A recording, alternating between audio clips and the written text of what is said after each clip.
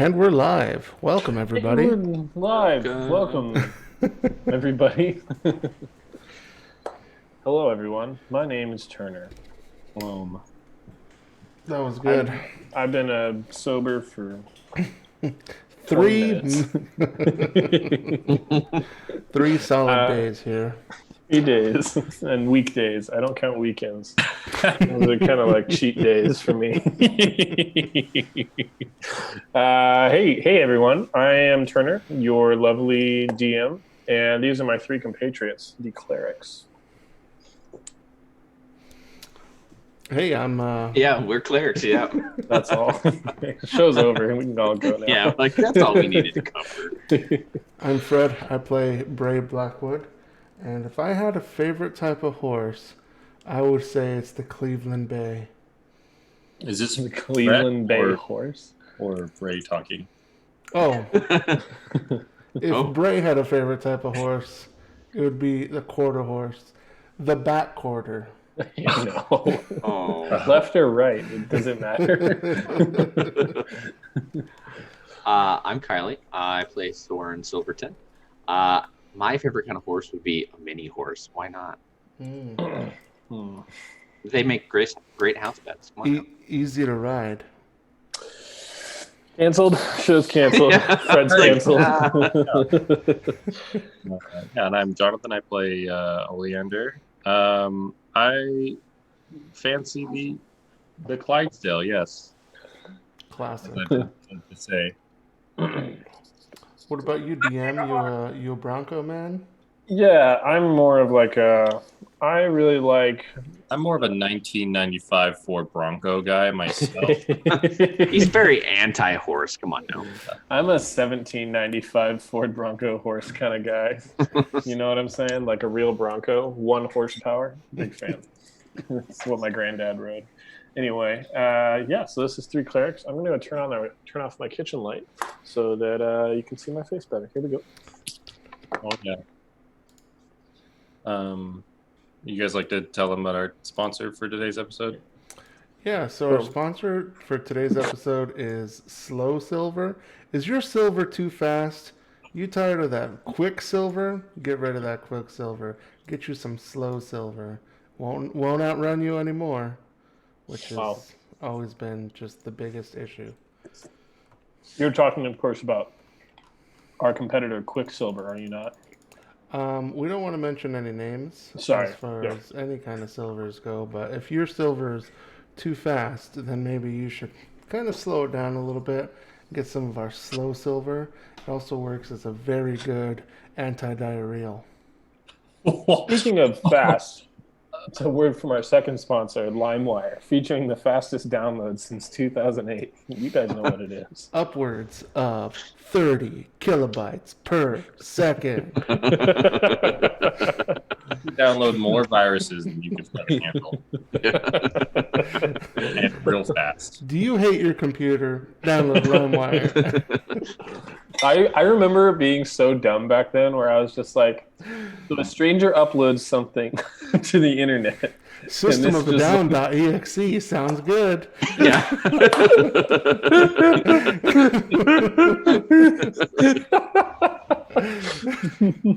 This one has like 4 upvotes. Let's put it in my computer. All of Metallica's music catalog? Yes, please. Funny story. I actually got a call from America Online because I was downloading Metallica albums off of Napster.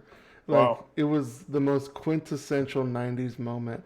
And they were like, hey, stop downloading Metallica. Specifically. Like, they didn't give a shit about all the other things I was downloading.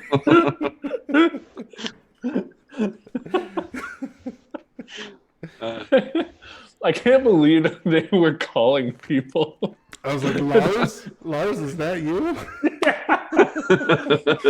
He's wearing a wig in an office building. Just calling people. A couple of years ago, I was living in a house with a couple of friends, and one of the friends' parents were our landlords. And they called us like at the beginning of one of our years in the fall. And they were like, hey, or they texted the group chat. And they were like, hey, has someone been downloading movies? Because our internet provider told us that we like you have to stop or they're going to shut it down. They're going to shut your internet down. So the person who came out as the one who was downloading movies illegally was their son who lived in our house. Really? What Yeah. movies was he downloading? Probably just like Adult films. Like The Room, yeah, What's your like favorite? Avengers, like stuff you have to be 18 to see. Mars Attacks, sure. Yeah, like that. So that's what, dude. It's crazy when like I don't know how they know, but they know, and they target you. I thought it was just something you could get away with, but apparently that's not the case. I always had a backup plan. If they ever got me for downloading them, I was just gonna go out and buy the albums as quickly as I could. But I'm just making backups. I don't know how that would have held up in court though. That's good. Speaking of backups, we're back up to the top of our Dungeons and Dragons game. Let's have the most shoddy recap of our lives. What happened 2 weeks ago, guys? Was it the maze? Was it the maze episode? No, we were in the Underdark, right? And we were like exploring. Yes, that's Mhm. right. And I grabbed, I would say, a full backpack's worth of those very valuable gemstones. And Yeah, you were just picking them up as we were walking along. Definitely, Yeah. thousands of those. And I was stuffing them in my pockets and my socks, pretty much any orifice that I can kind of fit them in. That's definitely what I remember. And then we came across some really cool people. Soren tried to kill them. Or was that Oleander? I think that was. No, that was me. Yeah. That was the Soren, only time yeah. he's been openly hostile to strangers. in Yeah. our D&D To be game. fair, they weren't really people. It's the only They're time like he's been giant away mushrooms, from okay? home, and he just Okay, completely wow. broke bad. Listen, man, mushroom people are people too. Okay. It's you. So then you're right. we came across, we kind of figured out their walking patterns and stuff like that. So we were going to track down where one of them was coming from in one of the directions. That's kind of what I remember. It was a few weeks ago. And there was a snake. Yes. Oh, yeah. Yeah, you guys tracked down the cultists' patterns through the Underdark, and you took a path to the east after meeting a snake. And you guys were going to go to the northwest, which is kind of like off the beaten path. You took the path to the east, which led. You guys remember where that led? Yeah, to a like coastline roughly. There was a boat. We got on the boat. Then we were attacked by a creature that's not in the monster manual. So we were like, no. And there was a bunch of them under there. Bray tried to go fishing for one. Oh yeah, I forgot about that. Yeah, we ended up killing it, and then Yeah, it was like a halibut squid. yeah, something like that. With crab claws. Yeah, Right. with crab Wizards, claws. call me Wizards of the Coast. We can work out a deal. I'll give you my monster if you give me like $50. It's easy. I think that might have been just about the end. We like made it Yep. to the little tower spire thing. Oh yeah, and then I figured out we could have just got to our destinations by just not walking all the way through the Underdark, but You know, I wasn't confident in our ability to put all this together, but I think we did a really good job. Yeah, I was actually pretty unconfident too. You guys got it spot on. Okay, and then at the bottom of the tower, you guys came in. What happened? You guys opened another portal because you've got the amulet that opens portals like back and forth between the upper world and Yeah. the Underdark. And where did you come out? Chuck E. Cheese, baby. wasn't it just another one of the X's on the map? And that's why we were so upset because we're like, we could have just gone. Yeah. Yep. So you guys came out and came out of the Underdark into a tower, which was one of the X's on the map was a tower that you guys saw. And so now you are at the ground floor of this tower. And you guys remember what was in the tower? There were like two directions. So you come out of the wall. There's like this chalk circle behind you that marks off where the portal would appear. And you see to the right, there are stairs that start going up and tons of shelves with different like pieces of geometry on them, like this. With names. Names all over them. Some are cubes, like the one you guys have. Right. Yep. And then to the left, stairs going down, and tons of shelves that have names and stuff, or that have more cubes and etc. that have names on them. There is a big sign. So to the right, this one, it says active. I don't remember if this is exactly what we said last time. I could be getting the directions wrong too, but I think that's right. Hey, what do I roll for a vibe check? Yeah, go ahead and just make a vibe check for me. Just like a D20.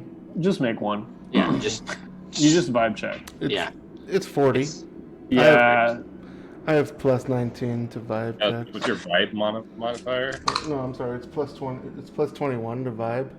Oh, that's good. What? Well, yeah. So you get to kind of feel it out. Like, Just kind of feeling out the vibe. Just feeling like, are we good? Like, are you sure? That kind of thing. Yeah. People do be slinging some negative vibes around here. I mean, are these cubes made of wood? Because it'd be like 1,000 cries of like trees that have died. No, it's stone. These are stone cubes, etc. Yep. So to the right it says active, and it starts going up, and then to the left it says archived, and they start going down like a staircase that goes down. So you guys also remember from the end of the last session, the reason we ended it was kind of a cliffhanger because you guys hear footsteps coming around the corner from the left. So footsteps coming up the stairs and the voices of two people talking. This is talking. Yeah, I'm going to ready an action to inflict wounds. Okay. If it's one of our little cultist buddies. Okay. Anything else from the boys? What does the room look like again? Is there somewhere I can hide? There is I think you guys did hide at the end of the last game. There's a low end table with some space underneath you could hide, and it has like a potted plant on it. So I'm also going to ready an action that if people start walking down the stairs, I'm going to throw a flask of oil on the stairs in front of them. Okay. Sounds good. So inflict wounds on the one hand, oil flask on the other hand. Yeah, so I'll just be like right up at the top of the stairs, so if I see someone I don't like, I'll just... Cool. This is like the hammer and sickle of your guys' nation's flag, like an inflict wounds and an oil flask. Don't forget the flower, though. Yeah, and the flower, sorry. Okay, so the footsteps continue coming up, and eventually you guys see the heads of two cultists. They have crimson robes on with the purple stripes going down the side. Racing stripes, I've seen those. You guys hit up the biker gang cult. They round the top of the stairs, and one of them looks over and he sees the tower or the shield guardian just standing there in the middle of the hall. Oh yeah, whoops. Forgot about those. Oh, that's all right. It's all fun and games until the tower guardian shows up. You know what they say. Okay, so you get your attack first in a surprise round, Kylie, and we will roll initiative. Right. Well, that's like a 24 to hit. That'll definitely hit. And I got a 13 for my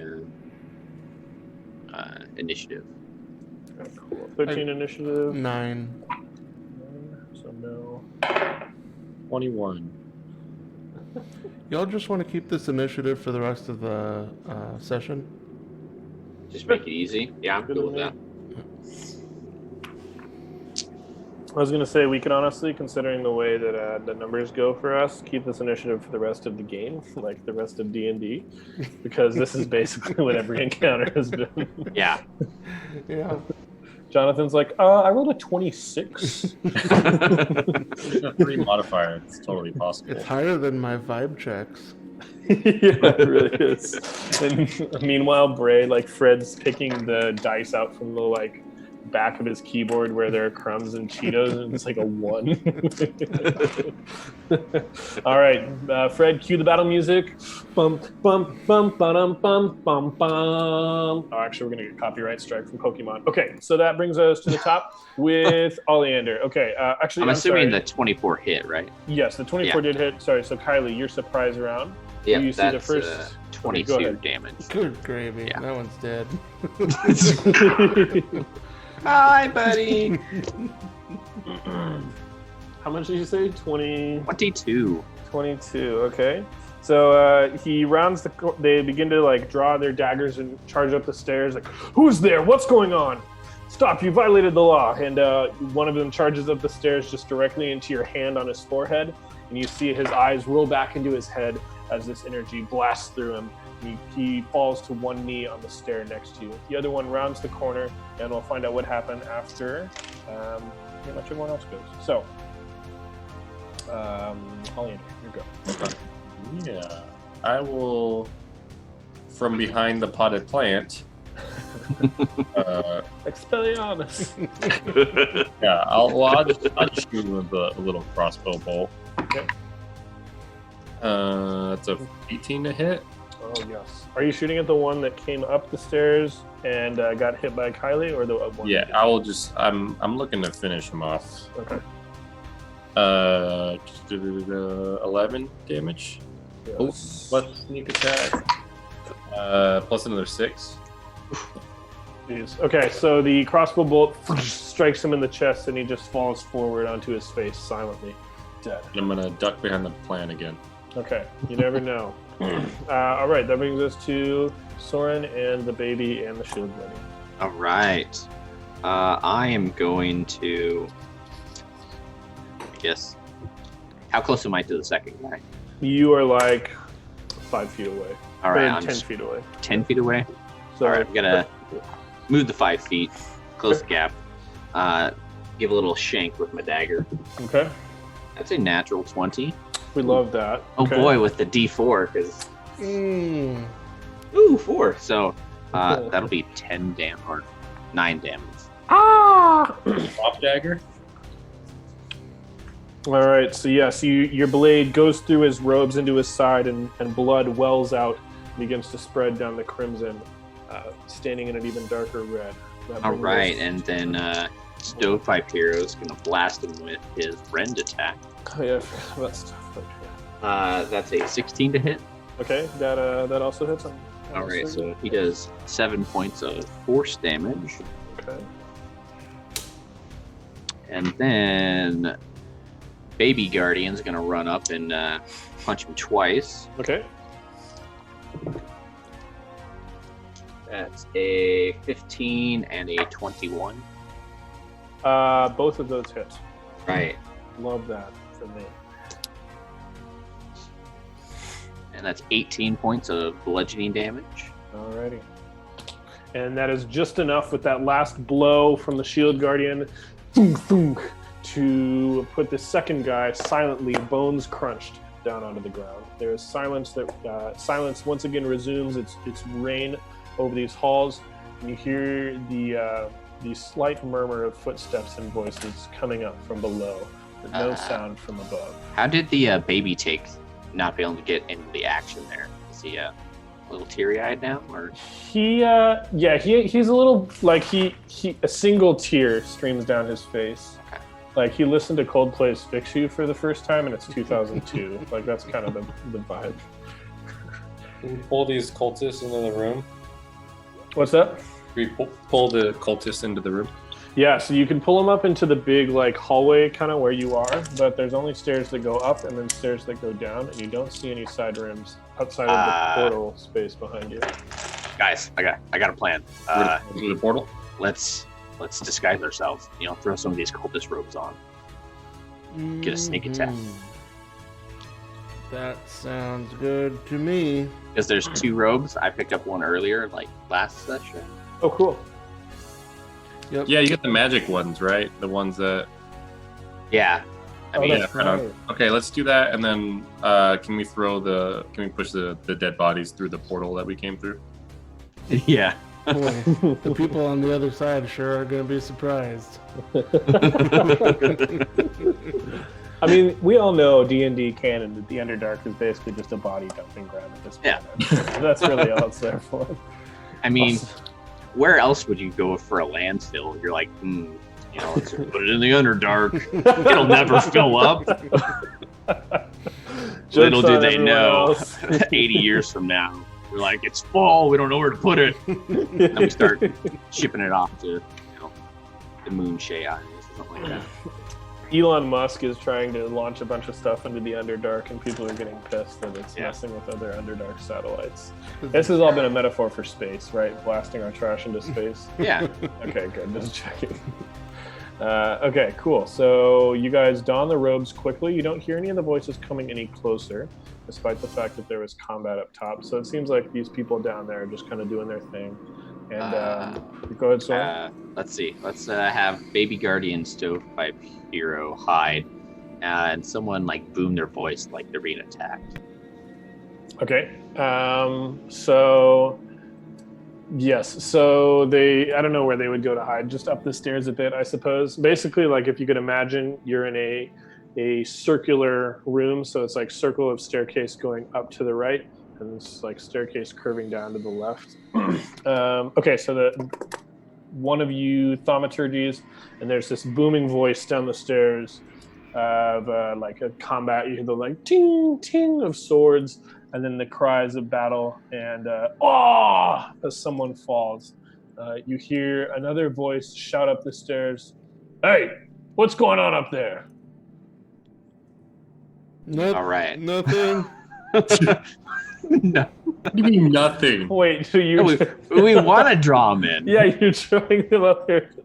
It was a very suspicious sounding nothing.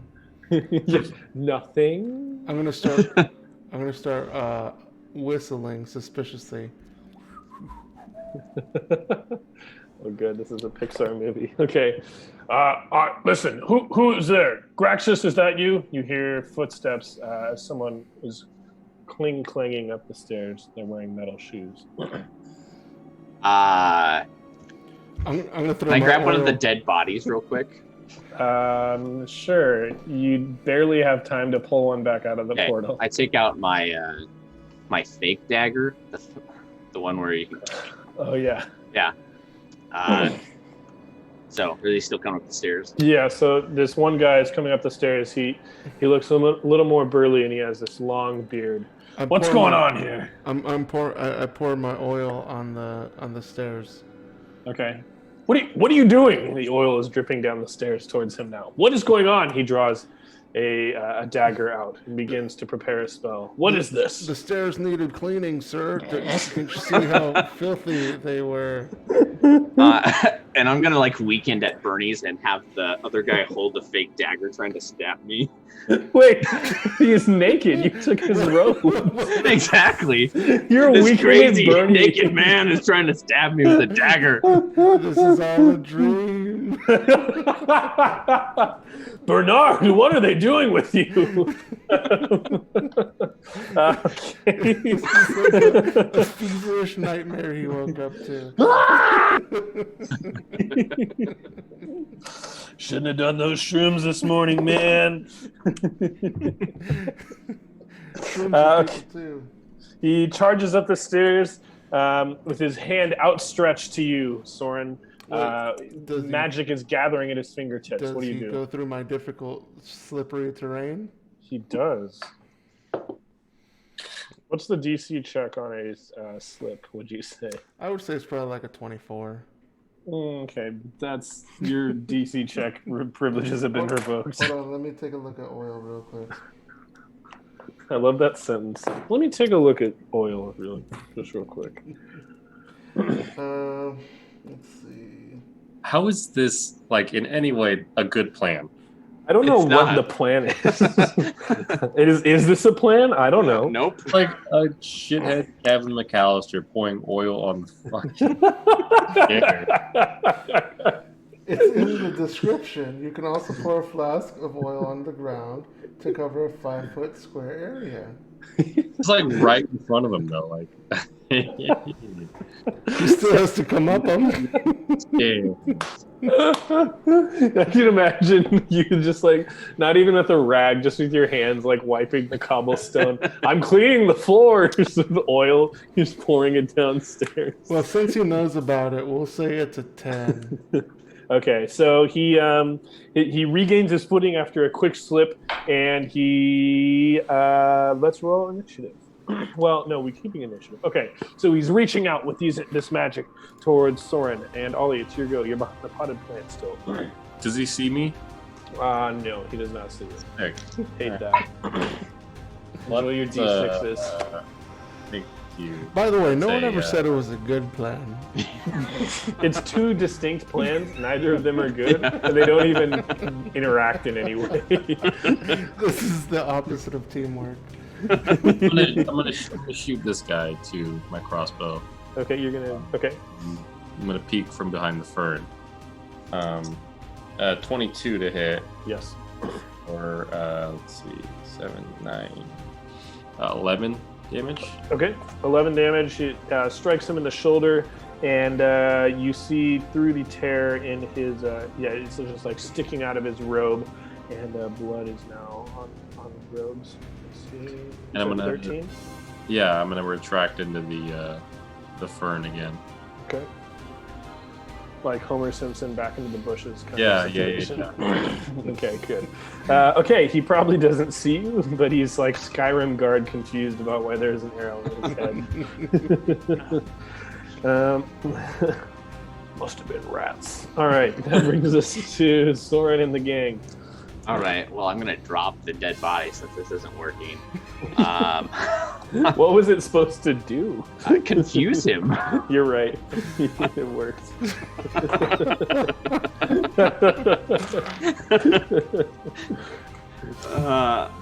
I'm just gonna cast Inflict Wounds again. Just Okay, sounds How do great. you still So, have spell slots?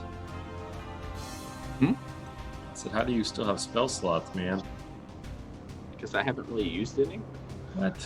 Yeah. I have Damn. one level 1. Yeah, I have one level 1 I have left. 2, and then I can use my Pearl of Power. ESP.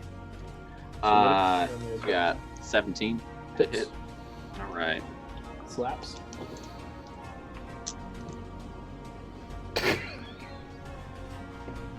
Yes, Fred. It's 24. Yeah, okay. All right. So as he's reaching his hand up the stairs, you grab him by the wrist and twist his arm, and this blast of necrotic energy flows through him. His head and his hair and beard all of a sudden just turn stark white, and he falls back and begins to roll down the stairs. Yeah. Damn it. I'm never gonna get to fight, am I? You're the one that wanted to beat your shit. Here, I'll just put you to rest. Bye-bye, Bray. I have all these like ridiculous, stupid plans. None of them are coming to fruition. I figured out that I did actually take a 4th level feat, by the way, so that's good. Oh, that's cool. Are you going to try and put all the oil back in the bottle? No, that's ridiculous. I like You're it. right. Okay. There's now a small fire burning on the flagstone stairs that descend into this the tower. And you hear no more voices coming from down below. So apparently that guy was talking to himself. Alrighty. Well, I say we go up since the floor is now covered in oil and fire. the fire will burn the oil. Aren't the majority of the people seem to be coming from down? Nobody's come from up the stairs yet. That's true. All right, I'm gonna. You guys want me to scope it out real quick? How so? I can turn invisible. Fuck yeah! No. That's not invisible. You're fucking loud.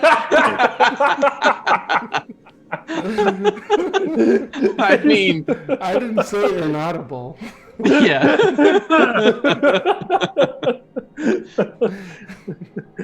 I mean, yeah, man. If they're any deaf guys up there, dude, they're done. Dude, they're done for it. I can sneak down the stairs and then report back. How about that? I feel like playing an instrument though might be good. You should get them all down, get it all out of the way. Can you play the jazz flute? Or just like a real slow, sexy sax? I have the what is it? It's a saxophone. The trumpet. I can only play Careless Whisper. Oh, of course. Okay. Well, the fire is burning on down the stairs. So did you want to explore the up the stairs? We're on the ground level. Yeah, you said? guys are on ground floor right now. Can we take a short rest? Sure, you can take a short rest. Can we take a long rest? I mean, if you want to spend 8 hours sitting here. I mean, I wouldn't mind. We do have 2 robots to watch us. All right, why don't sleep. we clear this upstairs out and then barricade it and then rest up there. Okay. Okay, just DM thing. The up the stairs takes you to like big hot town story climax. So maybe you should rest like back in the Underdark. Oh. Don't Is this like a god like speaking to us like, I'm full it's hell your of save point first. Okay. Oh, rest in the Underdark. Here it is, gents. Well, let's just pee on the fire and we'll make our way downstairs. Making our way downstairs. Oh, also, I didn't plan anything for downstairs. Perfect place to take a nap. Are there bunk beds? Downstairs. Oh, convenient. No.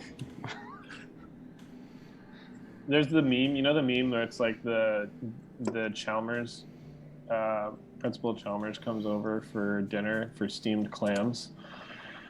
Great. Perfect. Okay. Well, there's a meme picture of like one of the Simpsons characters standing in front of a door with burning fire behind it. And it just says like the one place the DM hasn't made yet. And then there's a guy pointing to it like what's in there. And then that's the party.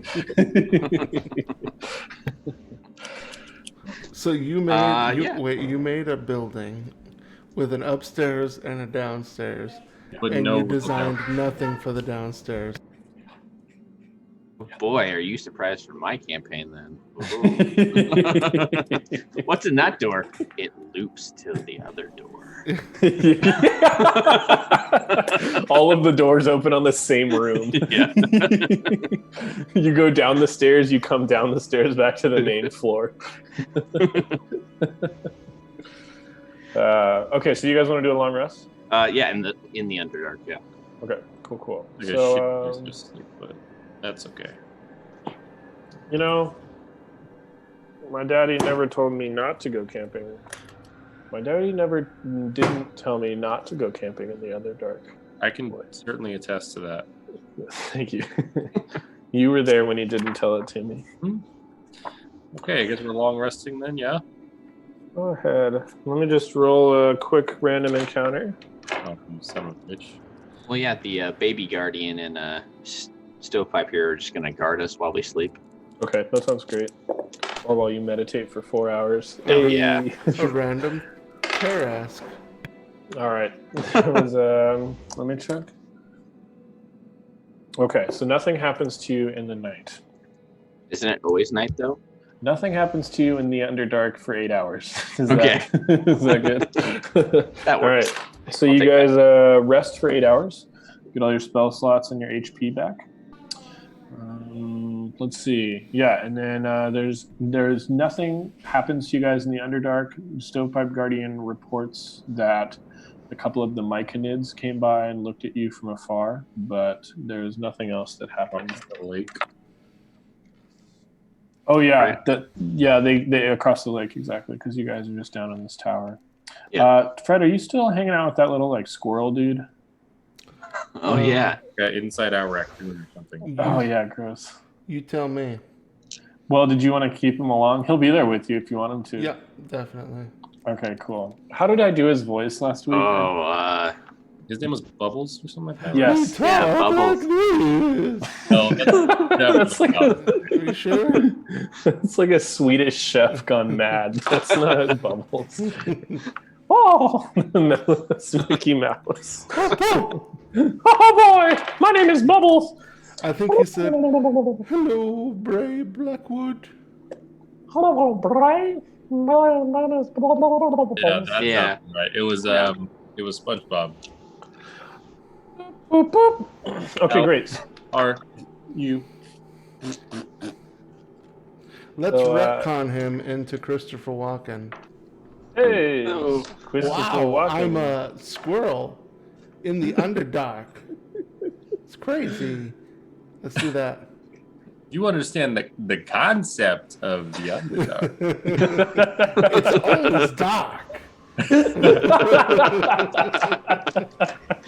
A damn beholder.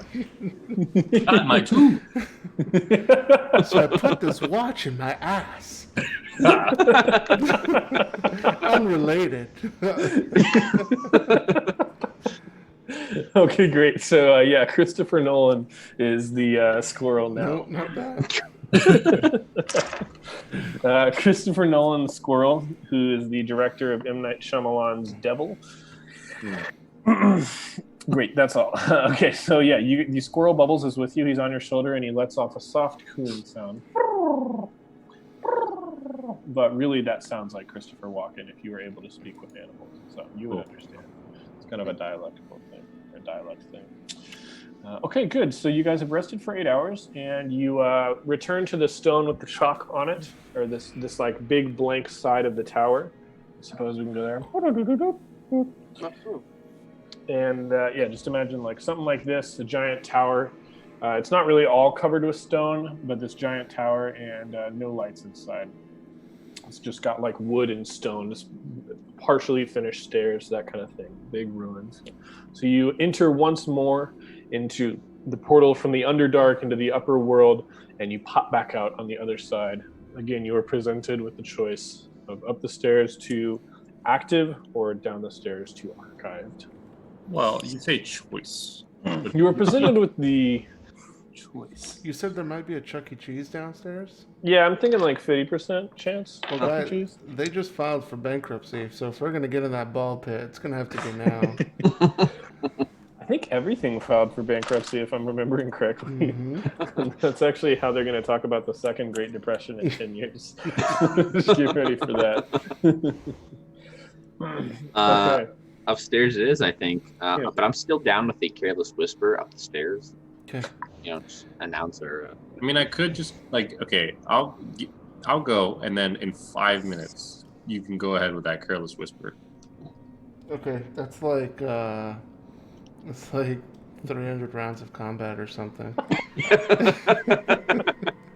I'm not very good at math, arithmetics.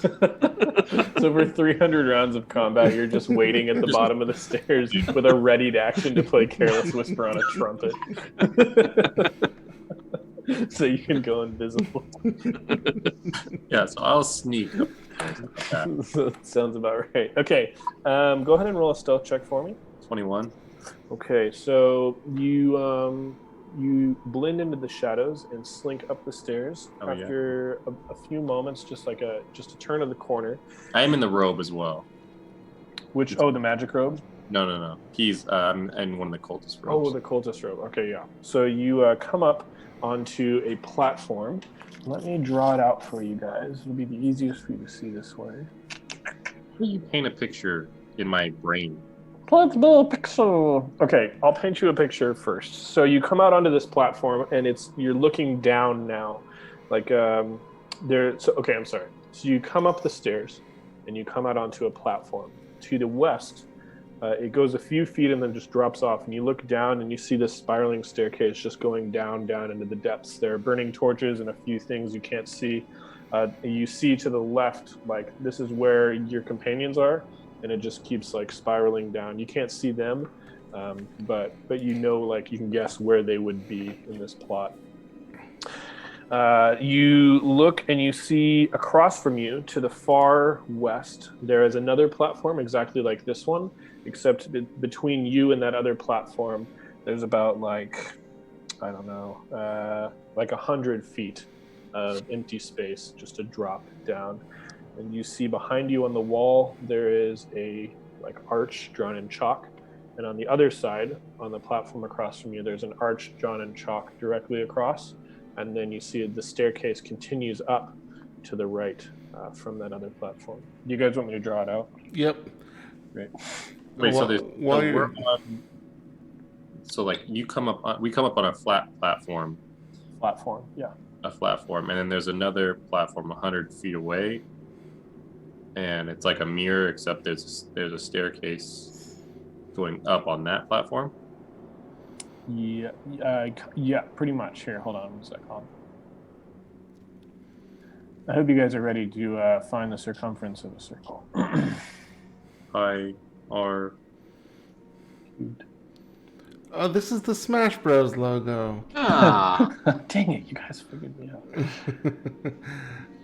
Perfect. I have hand Tourette's. So, JT Dam in the comments says, math teacher moment, 50 rounds of combat. So I was off by like a whole order of magnitude. By a whole extra digit.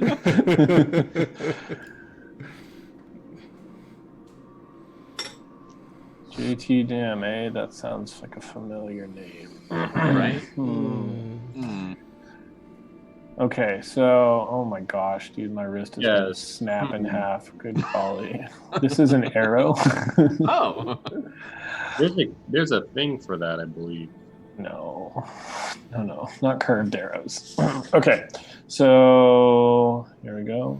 Oh, perfect. The exact font and size I wanted. Let's bring that down a little bit. Oh gosh. What does that say? This episode is sponsored by Anything But Zoom. Okay, perfect. If we need the circumference, JT Dam has got it. Okay, good. This exact one. Yep. I need it. Dog. We need it. Each We'll call her in. each square is 5 by 5. Well, in this plot, it's a bit bigger, but yeah, we'll say 5 by 5 Oh. for the sake of math. Okay, so the bottom part here, this my goodness, I need like a laser pointer. Okay, so this bottom part here, this is the wait. What if I just go get an extra mouse? Hold on, watch this. Why don't you tell us about our latest sponsor, guys? Yeah. Wash your hands after you cut peppers. and before you masturbate. Yeah, because my eye is a fucking flaming right now. While he's doing that, I'm gonna. That won't work. Perfect. Oh, damn it! So the circumference is about 109.9 feet. Thanks, JT Dam. Thanks. Great work, everyone. Especially JT Dam. Okay, so where it says down, this is like coming up about where the arrow starts is where you guys came in. So that's like the stairs going up. And then there's this platform here, and that's where you are on the right, Oleander. And you can see across this like huge gap. There's a pretty much identical platform over there to the west. Oh. And behind you on the wall here, there's like an arch drawn in chalk. And then over here on the opposite side is an arch drawn in chalk. And then stairs go up from this platform opposite you. I'm just gonna yell down to the boys. You know, like, all right, fucking puzzle time. Okay, so I'm gonna go up playing Careless Whisper. You disappear immediately. Yeah. But your socks are still visible. What? Oh, wow. No, I'm just kidding. You're totally invisible. You're fully invisible, and the halls of the tower ring with the slow, smooth sound of Careless Whisper being played on a small trumpet. Beautiful. Fred, could you just give us a quick sample of what that would sound like?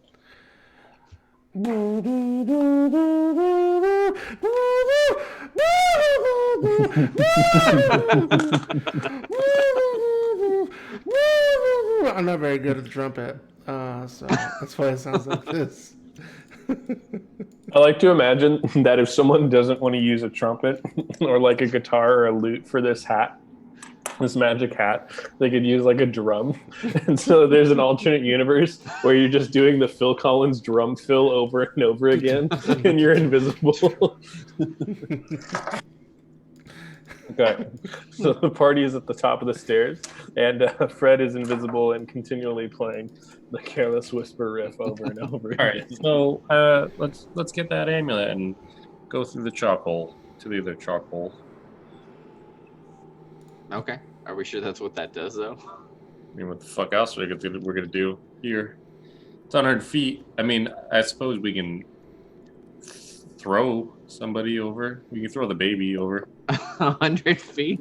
Yeah, The I'm sure. worst babysitters. Listen, if we get the stovepipe hero and the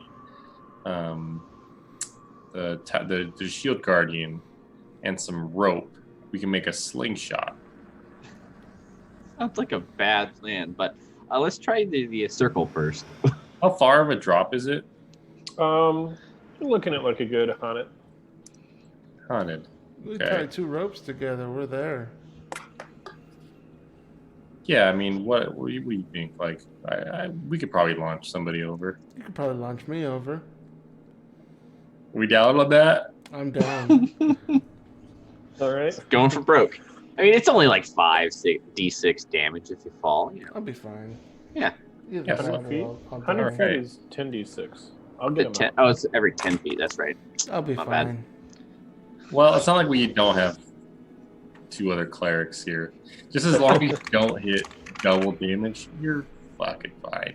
Does anyone have like guidance or temporary hit points? Or Divination. Just on myself.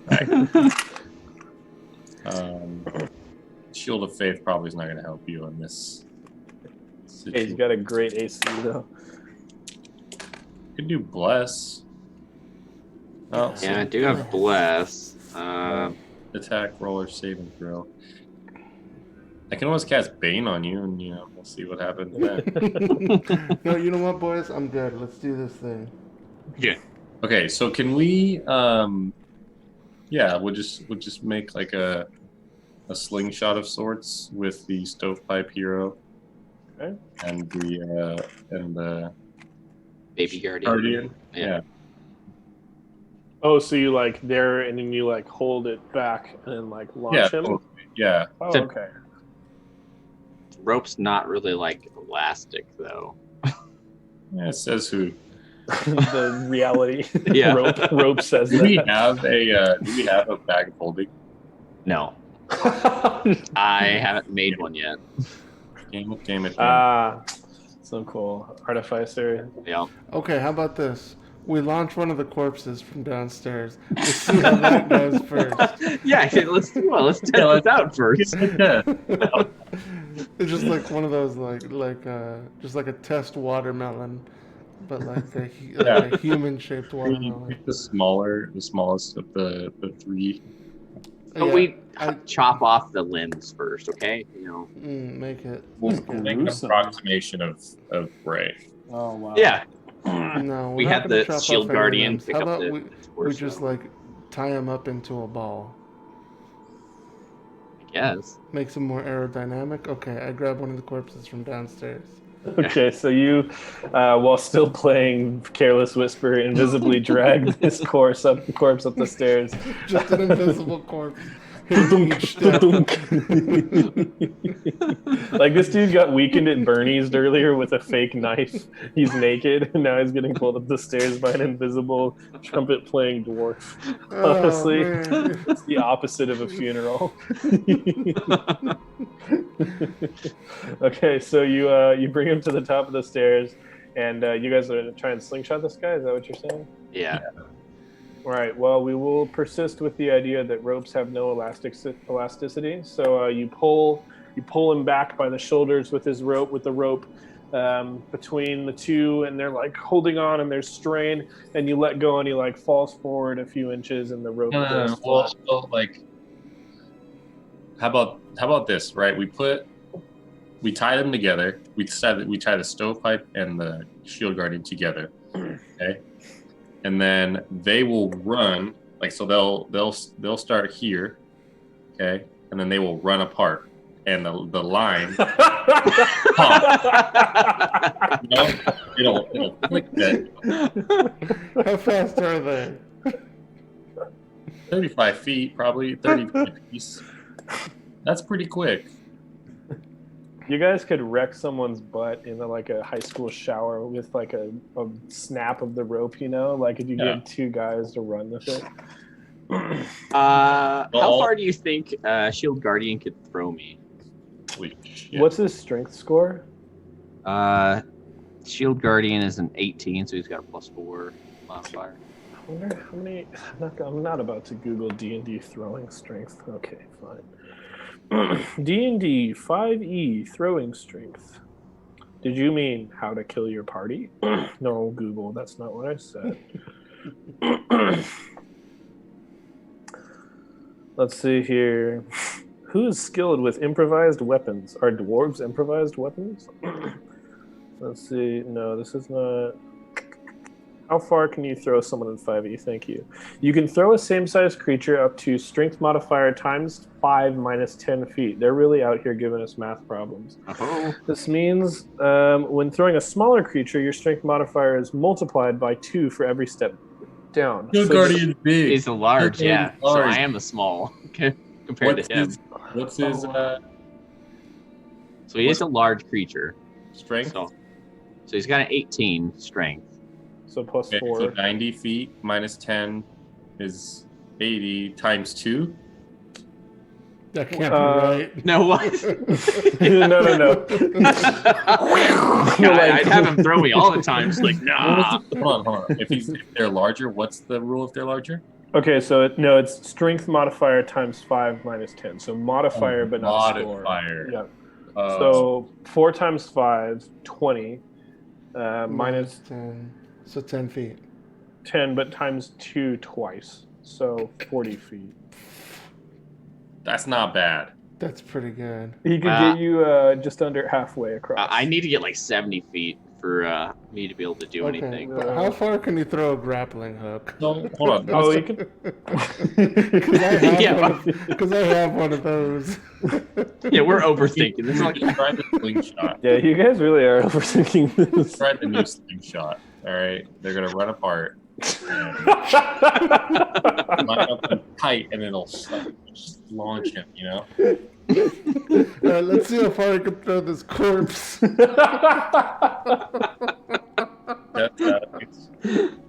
it's got to be like they're both strength modifiers to get there at that point. So, I want to make an investigation check, Okay. and I want to see if there's like, I'm gonna sprinkle some flour down in front of me to the hole to see if there's like any invisible, Like an Indiana Jones. Okay, go ahead and roll that investigation check. Oh, I thought this was a Catherine Zeta-Jones type situation. 19. Oh yeah. Um, That part of Indiana Jones where they cover Catherine Zeta-Jones and all that flour, sure. yeah, I love that part, and then threw her down a pit to see if there was anything there. Yeah, I remember that. Thanks, George Lucas. Okay. So yeah, you like sprinkle some flour out in front of you, and see it slowly falling down into the floor below. All right. What about a grappling hook? I'm just gonna turn around and fucking go through the chalk. No, wait. What about a grappling hook? What about it? So, can the shield guardian get a grappling hook across the chasm? Almost certainly, I feel like. So let's tie a few of these ropes together and see if he can grapple it. Okay. Okay. Yeah, I got 2 50-foot lengths of rope, so we Perfect. tie those together. Okay, so yeah, he like lasso swings this thing and then and lets it go, and then grabs it at the very end, and it ding clinks on to the other side. Give it a tug to see how strong it is. I don't know exactly. Yeah, so there's like it's just grabbed onto a bit of rebar and like wrapped around it, because this isn't like a clean cut. It's like a break here. And so it just wraps onto a bit of like the rubble that's part of this edge, and it's taut. Okay. I go across. Not without any acrobatics checks, you don't, young man. Yeah. I'm not walking across. I'm like, No, wait a second. Before you do this, why don't we tie the other end somewhere up high as we can get it, and then we can slide down across. I was just about to say the same thing, but have the stovepipe hero just stand on his shoulders. But I like that idea better. So the staircase has gone. The staircase you see goes up, and then it goes up to a similar platform above you guys. So like, I suppose, like, so if you met, like, you're on levels. So like, here are you guys, and then there's like one right above you. Yeah, we would need more rope first off. You guys I have can more actually. rope. And my rope.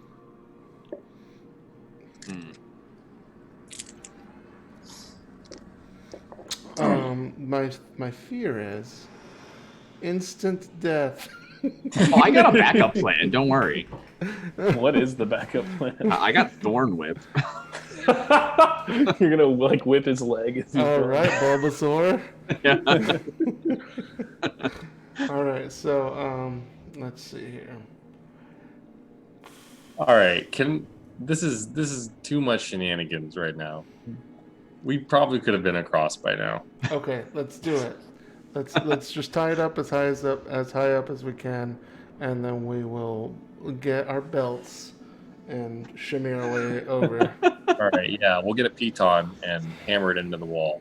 Yeah. Okay, so you guys hammer it into the wall right above the chalk outline. Ting, ting, ting, and it goes in deep. Let's go one at a time, huh? Yeah, so we all. You know what? I'll stand at the end with a rope tied to. Oh, I'll stand by the chasm with a rope tied to me and to the person that's crossing. In case they fall, I could catch them. You would fall with them, right? Yeah, No, I would it's like- catch them. Only only weighs 135 pounds. Yeah, he's gonna pull a Matrix move, okay? You know. Give it a shot. Yeah. You're right. I'll go across. Okay. I'll slide across. Okay, so so you just whip your belt around it, and zzz, like it's not really too much of an angle, so it's pretty slow going. And a few times you have to like yourself over, but the fact that you've got a rope means your grip isn't going to fall. So you eventually clamber your way onto the platform at the other side, where you see there a chalk outline on the other side of the wall.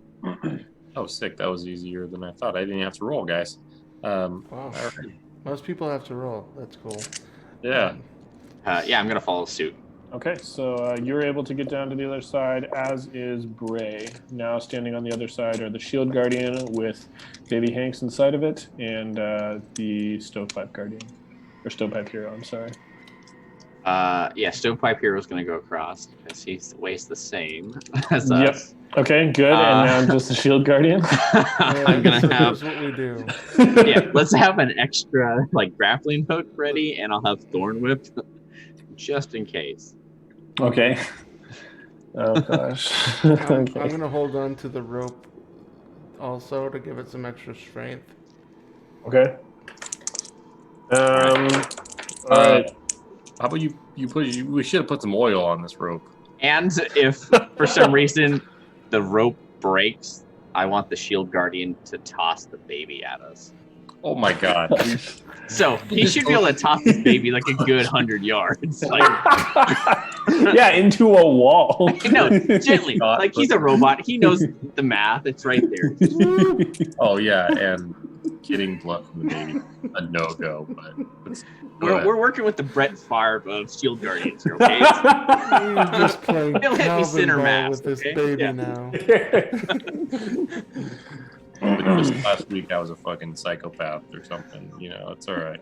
Yeah, last week we were crucifying Oleander for wanting to draw a little bit of blood from the baby. Well, okay, so it's Let's throw him. either the baby dies or he throws the baby. No, all you gotta do is toss it up at the last second like you do on an elevator.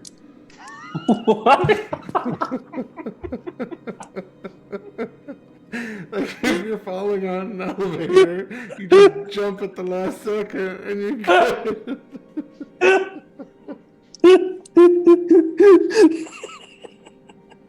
You know, as it came out of my mouth, I realized how stupid it is. I think like my parents told me about it. Like either my parents or like a friend in high school was like, if the elevator falls, you just jump before it lands. Pretty sure they did this on Mythbusters. How did it go? Not good. They're all still alive as far as I know. So pretty good. Well, they used to test dummy. I'm pretty sure the dummy died. Alright, this is really stupid. Can I peek my head into our hole and see what it looks like on the other side? Of the Underdark? Yeah. Okay, so yeah, do you? Soren has the amulet. Soren, do you want to give it to him or open the portal yourself? I'll open the portal. Okay, so you grab onto the amulet and you send through it the magical energy that you are now accustomed to. The wall within the chalk outline over on this side gives way underneath, and you step out of the portal. You step out you step in here and you come out like that, like out of the wall as you would. You are in an identical portion in the tower and the Underdark. The tower and the Underdark is like absolutely ruined, but you see it's the same like size and dimensions of the tower here in the upper world. You see there's an almost identical thing going on. On one side, the west side, there's like this broken and cracked platform. And on the east side, there's a broken and cracked platform. A chalk outline behind you in the Underdark, chalk outline across from you in the Underdark version on like each respective side, pretty much exactly mirrored. However, here in the Underdark, there's a massive creaking wood beam between the two platforms that joins them. So I see that? Yeah, you see that. Okay, I'm going to come back out, spit on my hand, and ruin the circle. Okay. And not tell anyone that. Wow. Okay. Sounds great. Yeah. Wait, hold on a second. I was the one who wanted to peek through. Hey, would you look through for me? Absolutely. It's ruined. It's gone. There's nothing there. No, same thing's on the other side. Don't worry about it. Okay. All right, sounds we'll good. kill the baby then. All right, I'll go ahead. So wait. Okay. So so I'll roll my percentage die. Here we go. This is the most terrifying dice roll I've ever made in my life. Wow, you guys are super lucky. Okay, so the shield guardian joins its fingers like this. What'd you say? I said, "You lying son of a bitch." Nope. Listen. Ow. I did not fudge that roll. I've fudged many a roll in my life as a DM, but not that one. I was ready to go through with the consequences. So he sticks his hands and just Iron Giant slides down the rope like you guys did and slaps his hand onto the side with a loud clunk. You see at the very last second that the piton on the other side holding the rope in clacks out of the wall and the rope drops just as he grabs onto the other side and heaves himself over. I knew it all along. That's cool. How are we gonna get back? Everything. Same way we got across. All righty. All right, so there are stairs that go upwards. Do you guys want to take them or do anything else on this level? I want to throw a grappling hook down the stairs and climb slowly down. Oh, these stairs go up. I climb slowly up them. Okay, so you throw a grappling hook up the stairs and you grab onto the rope and you're like this and you're just scooting backwards up the stairs butt first pretty much. Yeah, This is before handrails were required in all towers, okay? This building is not up to code. Yeah. You never be too safe. Okay, so sneaking up. alrighty, so up the stairs. That's a 15. Alright, you are hidden for now until someone rolls a better eyeball check. I'm in my cloak, anyways, and I got my coin. Why were you sneaking? Ah! Practice. That's the creepiest answer to that question. Okay, so the stairs. Have you guys seen the "Does it go down" meme? What? What? It's a video of these two guys in a boat, and they're there's a waterfall in front of them, and the guy holding the camera is like, "Hey man, I think it goes down." And the other guy's like, "Listen, it doesn't go down." He's like, "It goes down," and then the video is just them jumping out of the boat when it's about to go over the waterfall. That's the whole thing. Anyway, okay, so This has been Meme Hour with Turner. I've had to verbally explain 2 memes tonight, and I'm not pleased about it. Can you explain Cha Cha real smooth? Because I still don't get that one. No, I cannot. You put your left foot in, you put your left foot out. Cha-cha real smooth. Turn it out. Okay, so you guys see as you come up the stairs here, there is a chalk arch on the wall on this side. And there is no platform on the other side of the wall. So you guys are like, oh gosh, I'm going to have to do like a side view of this too. All right, get ready for the most art we've had in one session. Okay. So this is a side view. Here you guys are. I love the letter H. And then up here on the wall, 50 feet up from your position on the opposite side, is a chalk outline. Let me see. Yeah, like a chalk outline of a circle, 50 feet up. And then coming down from the ceiling, there is a, what did I write down? Oh, yes. There's like a hook on the ceiling, and it has rope on it, and the rope is like dangling down. Let's see, what else? So do you want to ruin this chalk one, or you give this one a shot?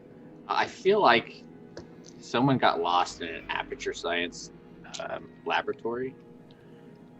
It's getting super hardcore, portal vibes here. They did that, and then they wrote this session 2 hours ago. Absolutely. Are we gonna get a portal gun? No. Oh. Sorry to say, boys. And then here's another like chalk circle on this wall up here. Apparently all we need is chalk, which I have, and that amulet. We have a portal gun. Whoa, do it. Let's try it. Put one in the ground and put one on the ceiling. Yeah, I'm gonna draw a circle similar as I can to one of these circles on the ground, and then I would like to draw one 5 feet away, and then I would like to not 5 feet away, right behind me. Okay, so you hold the Soren, do you give him the amulet? Sure. Okay. So you hold onto the amulet, and you feel the ground in between the circle soften until there's nothing, and you stick your hand out, and you see it going up towards the ceiling in the other world. So you like stick your hand down in the floor here, and it goes up towards the ceiling. Good luck sleeping tonight, boy. So if you were to stick your head through the portal going down, your head would come up out the other side, out of the floor, in the Underdark. And you look around, and you see an almost identical situation here, except there are stairs leading up from the east here. From the eastern side. There's stairs leading up to like this wall, and on the wall there is a chalk circle, and the rest of the tower is pretty much completely ruined. Okay, so there's just stairs up to that circle? Yeah, there's like stairs up, and then it's like a tiny little bit of crumbling platform left in a circle. Okay, can I just shimmy through that little hole and then make my way up the stairs and then go through that portal? Sure. So you, I have no idea what it would be like to be your body. Your torso is going down, and then you're experiencing going up on the other side. That's terrifying. But anyway, you like push yourself all the way up out until gravity is normal, and you guys see him just disappear into this like hole in the ground that he made himself. And you walk up these stairs. Go ahead and make a perception check for me. Oh, kidding me, man? No, You make me do perception check? correct, actually. 25. Or no, I'm sorry. 26. Don't 26 me, okay? You hear a faint but distant rumbling. Just like, it's almost as if someone is, this is not what's happening, but almost as if someone is just letting off this like deep bass drum slap, but it's in a far off direction, and each reverberation of the drum is very loud, or very long, like it just deep rumble from somewhere far off in the Underdark. And that's the last we ever saw of Alexander. You walk up the stairs feeling confident. Do I get the sense that it's a creature or like the earth? Do you want to stop and listen? Hell yeah! Of course I would stop. Okay. Okay, yeah, we'll just say you take however long, but you stop and listen, and you detect that this rumble is coming not from the earth, but somewhere in the water. And outside of that, you're not exactly sure. All right, yeah, I'm not trying to fuck with one of those crab, halibut, squids. Kralibit, Yeah, kralibited. squidlet. I like that. Okay, so you make it to the top of the staircase, and you edge your way out onto the last remaining crumbling rock of the Underdark Towers platform. And here in front of you is a circle on the or an arch on the wall in chalk. You want to amuletify it? Yeah, for sure. I'm gonna hop through. Okay, so Stick you. my head through what? Okay, so you. That got me real good.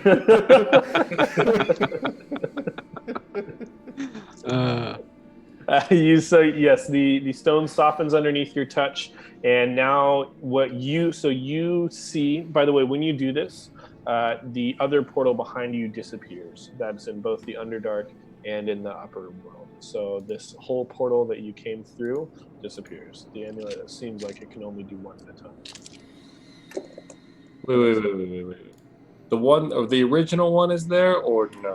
The original one is gone. So the one that you went like down into to pop up in the Underdark, that one disappeared. However, you opened this portal, so you're looking towards the west at this wall, but you're looking out from the west towards the rest of the tower in the normal world. And so you see, you are now looking from this spot, 50 feet up.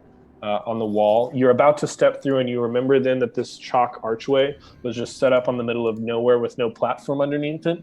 And you look down at the last moment and stick your foot back on the platform as some of the rocks trickle dizzlingly down into the normal tower, where they clattered down now 200 feet, or I'd say 150 feet below.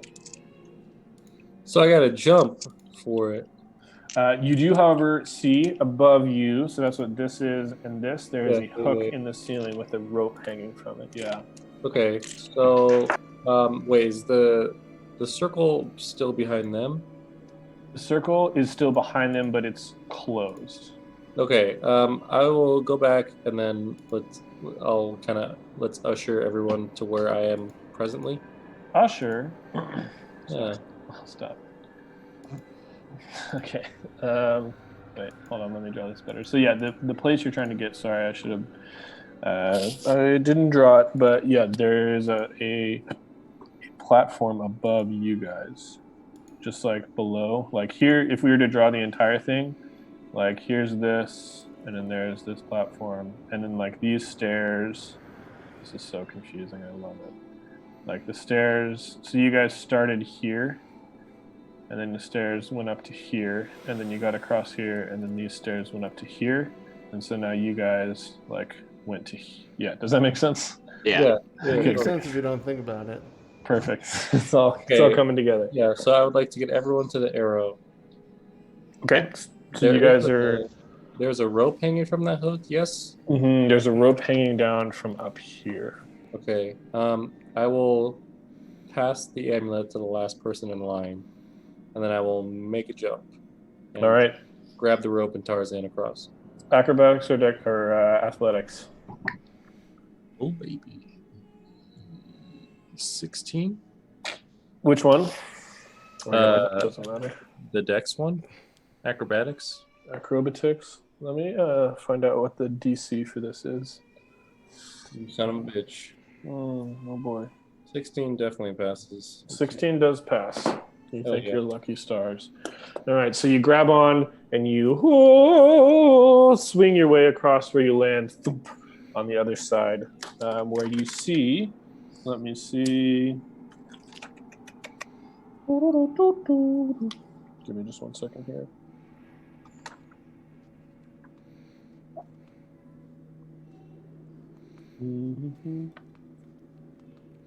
Okay, yeah. You. It's another like something like this, but there are stairs that go up there where you don't see where the stairs end. So anyway, that's what it is. Who is next swinging across? Me. All right, Bray Blackwood, make your acrobatics or athletics check to run and jump the rope. Can I brace to catch?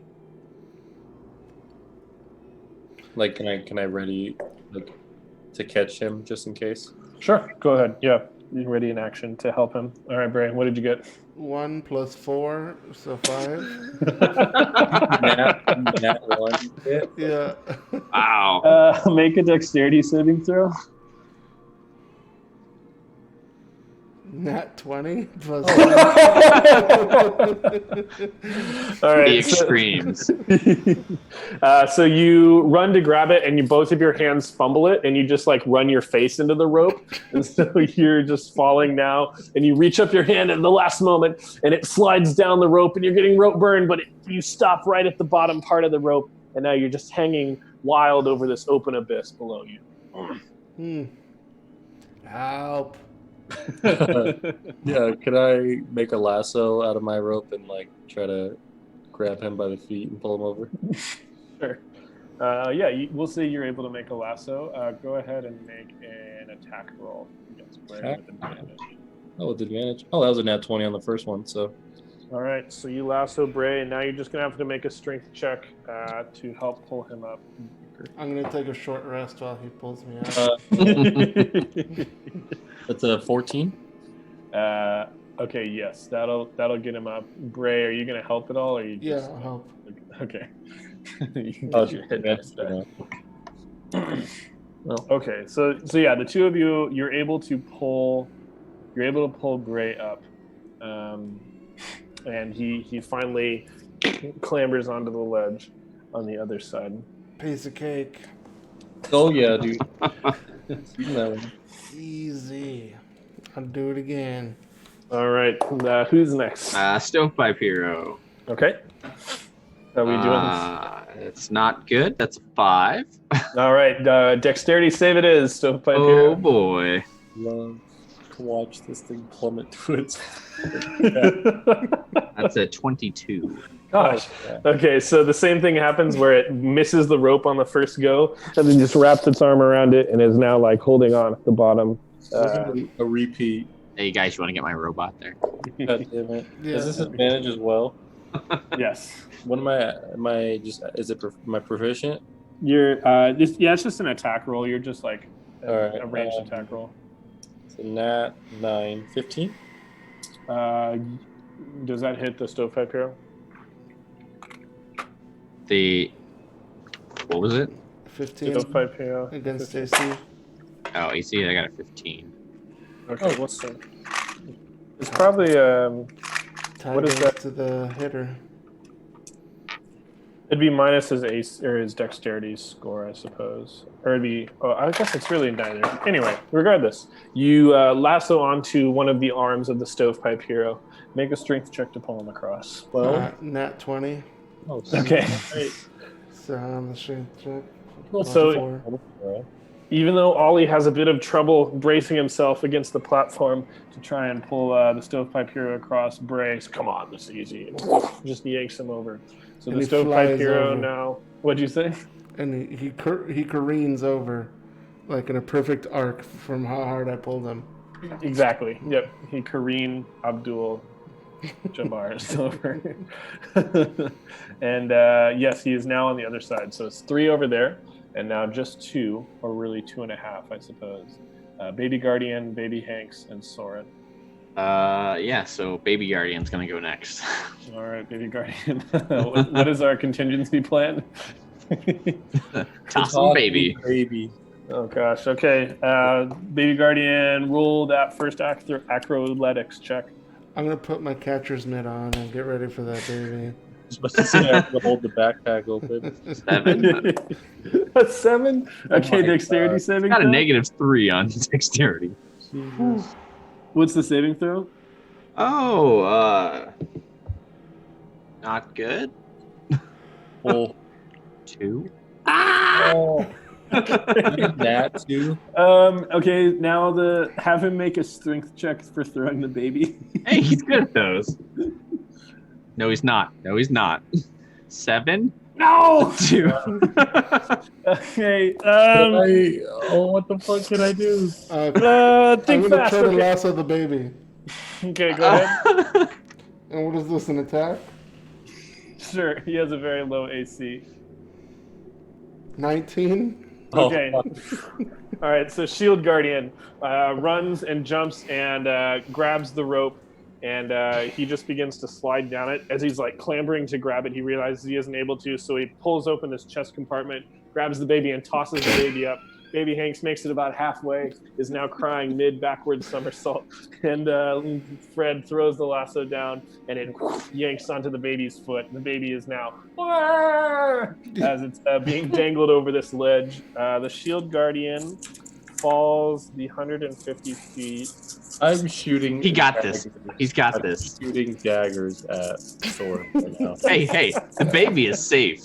Well, we don't know that yet, because, I mean, if he was against a ledge, he's gonna smack that ledge. He's just Not to mention the broken fucking ankle. Leg, yeah. yeah, poor. Better than a dead baby. Guys, I think CPS is going to shut down our show. It's a dragon, apparently. So. Apparently. Oh, now that matters. Now. Hey, I have to, I'll be right back. Okay. He'll give me enough time to count this damage. Oh my god. He's probably okay, guys. And he'll take the 20 to give him back up here. 20. Okay. He's 150 feet. No, he'll take the 20 to Oh, get all the right. way back up. Yeah, Isn't it? So 30. it's 15d6. Yeah. he's probably fine. 20? Jesus Christ. I mean, 13. potentially that's all sixes. That's what, 90 damage? 45. Oh god. He's okay. 53 damage. Oh yeah, no, he's fine Ridiculous. because he has 71. Wait. Wait. How the fuck is he gonna get back without the portals? We're gonna make a lot of dexterity checks as he climbs the wall. Yeah. You cast spider climb on him. I actually have no idea. You guys are gonna have to rethink all of the puzzles for one Shield Guardian without an amulet. I don't want to redo all the fucking. Because we don't have the grappling hook up anymore. It broke. Because it's 150 feet down. So the Shield Guardian just boom, and has to kind of put himself back together. Yeah, And that's he's the sad part. He hits the ground and then just starts repairing himself immediately. He's known nothing but pain, nothing but combat his whole life. Poor Shield Guardian. Yeah. But we'll say he's at the bottom of the stairs where you guys came in at. What the fuck? Because wait, we would have to jump back. How could we activate the portal again on a rope? Yeah, this thing is staying downstairs.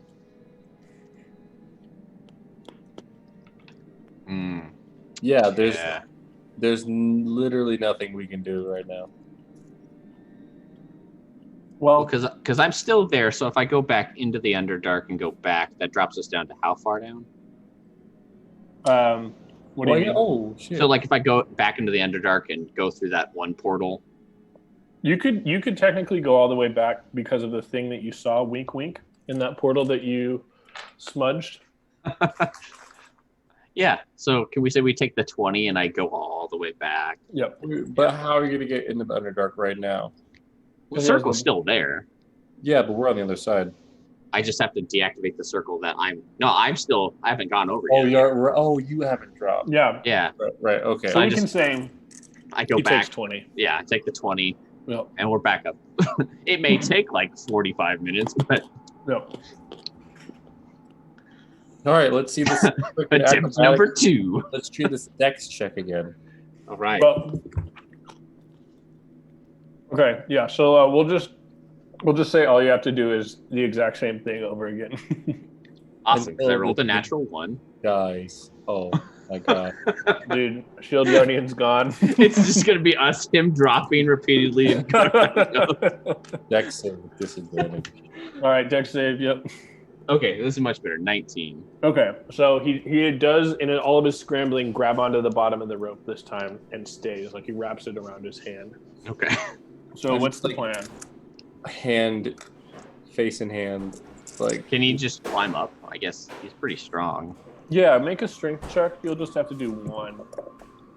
Yeah, that's a 23. Okay, so he climbs hand in hand, just over to the top, and he's now able to swing onto the other side where everyone is. Okay. I'm gonna keep the baby. I'm back. Is the fair. baby dead?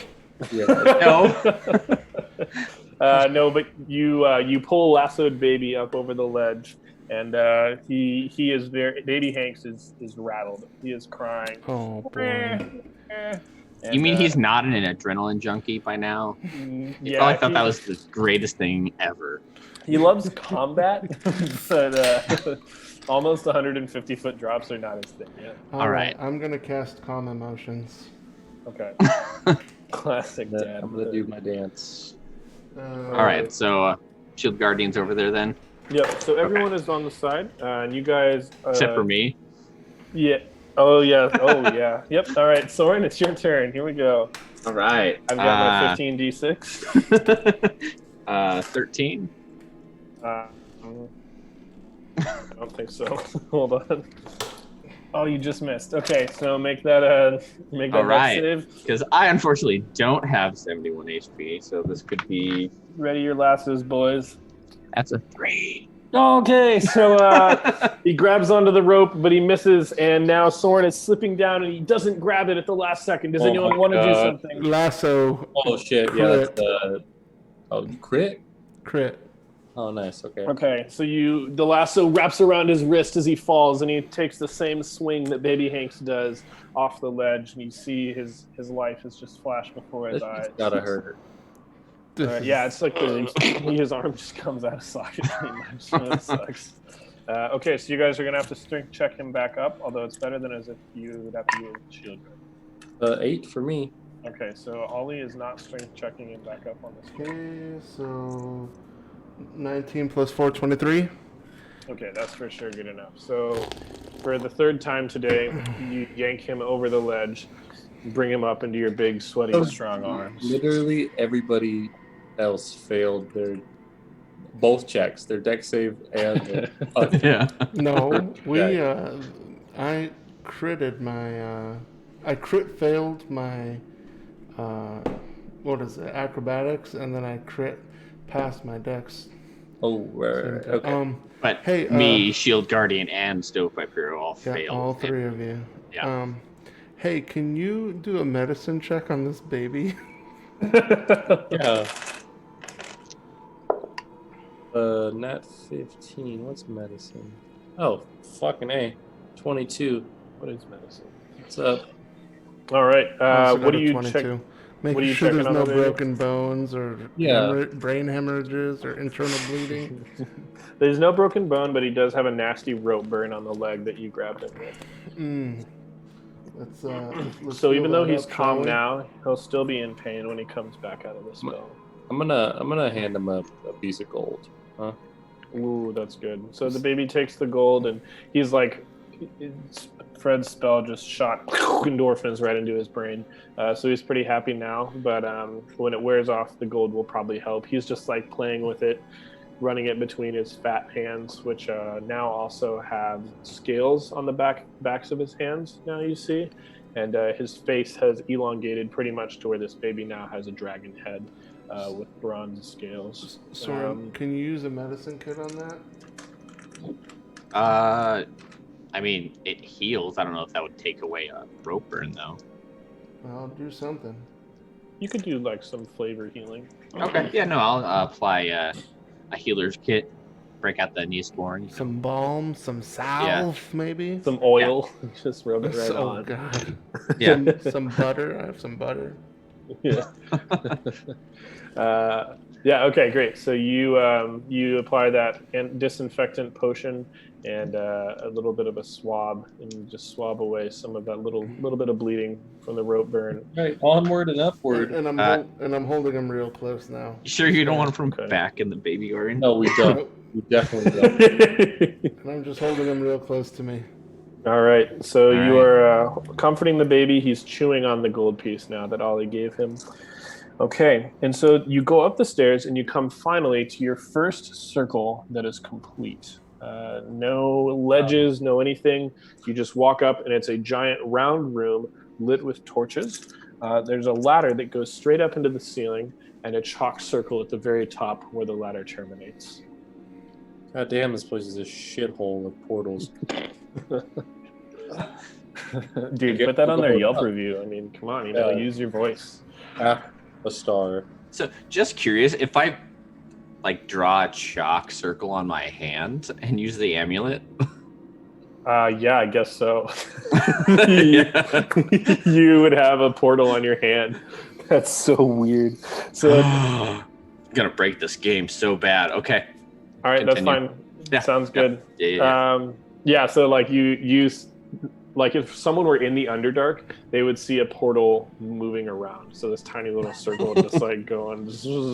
Perfect. Somebody All right. I'm going to prepare myself and draw a circle on both of my hands. Okay. Okay. Don't worry. Just to remind you, you can only have one portal active at a time. I know. Okay. All right. So you've got that going on for you now. And you're still in this chamber, torches burning, with a ladder that goes straight up into a chalk circle in the ceiling. All right. I'm gonna get up that ladder. All right. So you climb to the top of the ladder, and you notice that someone the others have to hold the ladder because this ladder is loose and movable. Kidding me, dude? I'm muy dexterous. All right. Do you have the amulet there up at the top? Have you bestowed it upon him, Soren? Damn it! Get your ass up here. Yeah, I'll get up there and I'll open it up for him. Yeah. So you guys are like Dark Souls crowding the ladder here. What happened to Shield Guardian? He took the 20 and made it back up. Oh, but he survived, huh? Yeah. After he failed. It was like Twice. 50 damage or something like It's that. like 50 something damage, yeah. But now he's back up to full health because he can repair himself. Nice. Cool. It's freaking ridiculous. Okay, so you get to the top and you open the portal at the top of the ceiling. Oh gosh, how did I illustrate this? Yep, great. Let me just read this because this hurts my head as well.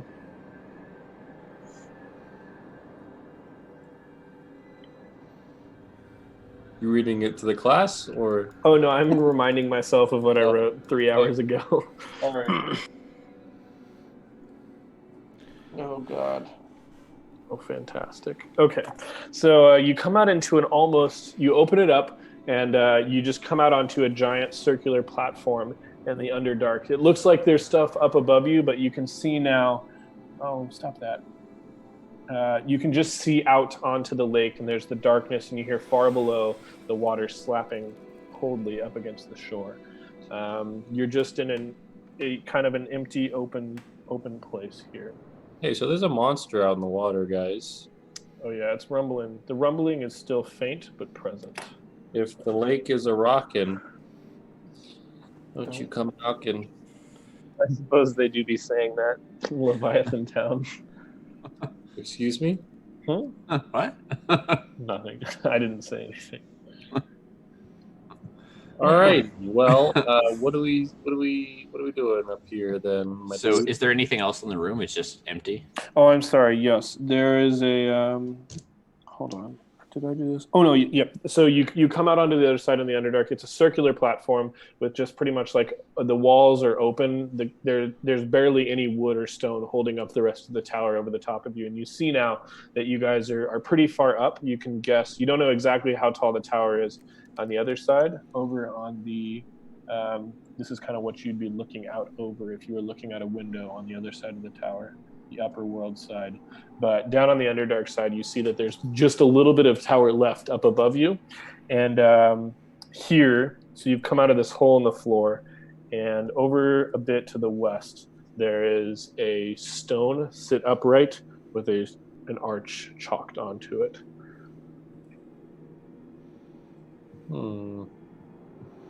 Indeed.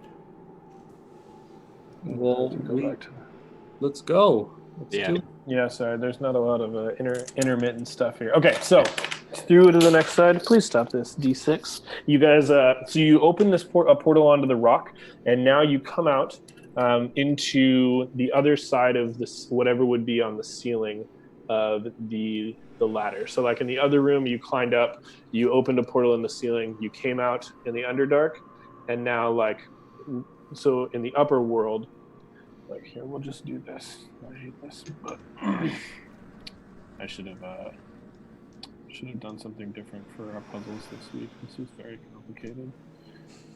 Okay, so here's the real world tower, like the upper world tower, and then here's like a floor, and then here's the world above it. And so here you guys are, and like this is the ladder.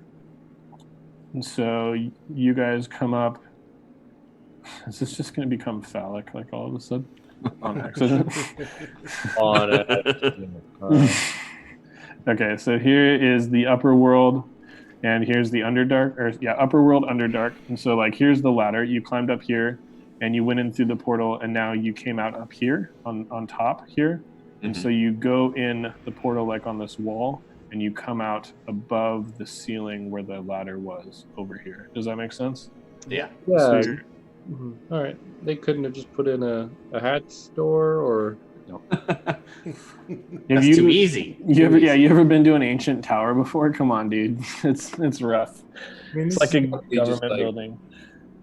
At worst or at best, like poor design, and at worst, the most massive inconvenience.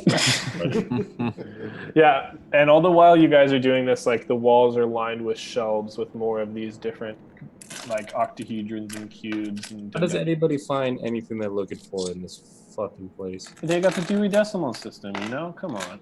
All right. All right. So anyway, you guys are now up in another room, except this one. Let's see. You're in a room almost identical to the one that was below it. However, this one, there's no circle on the floor, no circle on the walls besides the one you just came in from, and no circle on the ceiling. So it's another, like, it's totally blanked. Also, you guys should know you haven't been playing it like this, but it is possible to throw portals other places than where there's chalk. Chalk is just a guideline. You can technically open up anything that you would like any shape you would set your mind to on any surface. So, like, does that make sense? So you could do the circle on the hand thing without any chalk drawing. So like a dwarf shaped. Yeah, like a dwarf shaped hall. Okay, so you guys are in this room now. In the, in the upper world. So I should have drawn it on the other one. Here we go. You're in this room now in the upper world.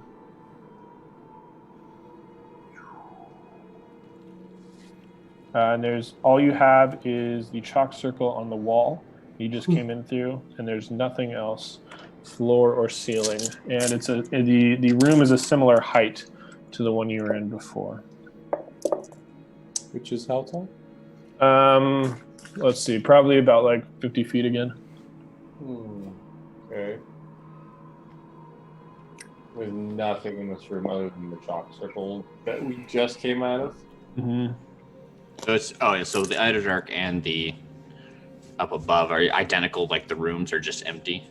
Yep. So what's the? I'm asking the other players this. What is the difference between the two worlds? One's the Underdark and one's just the material plane. Yeah.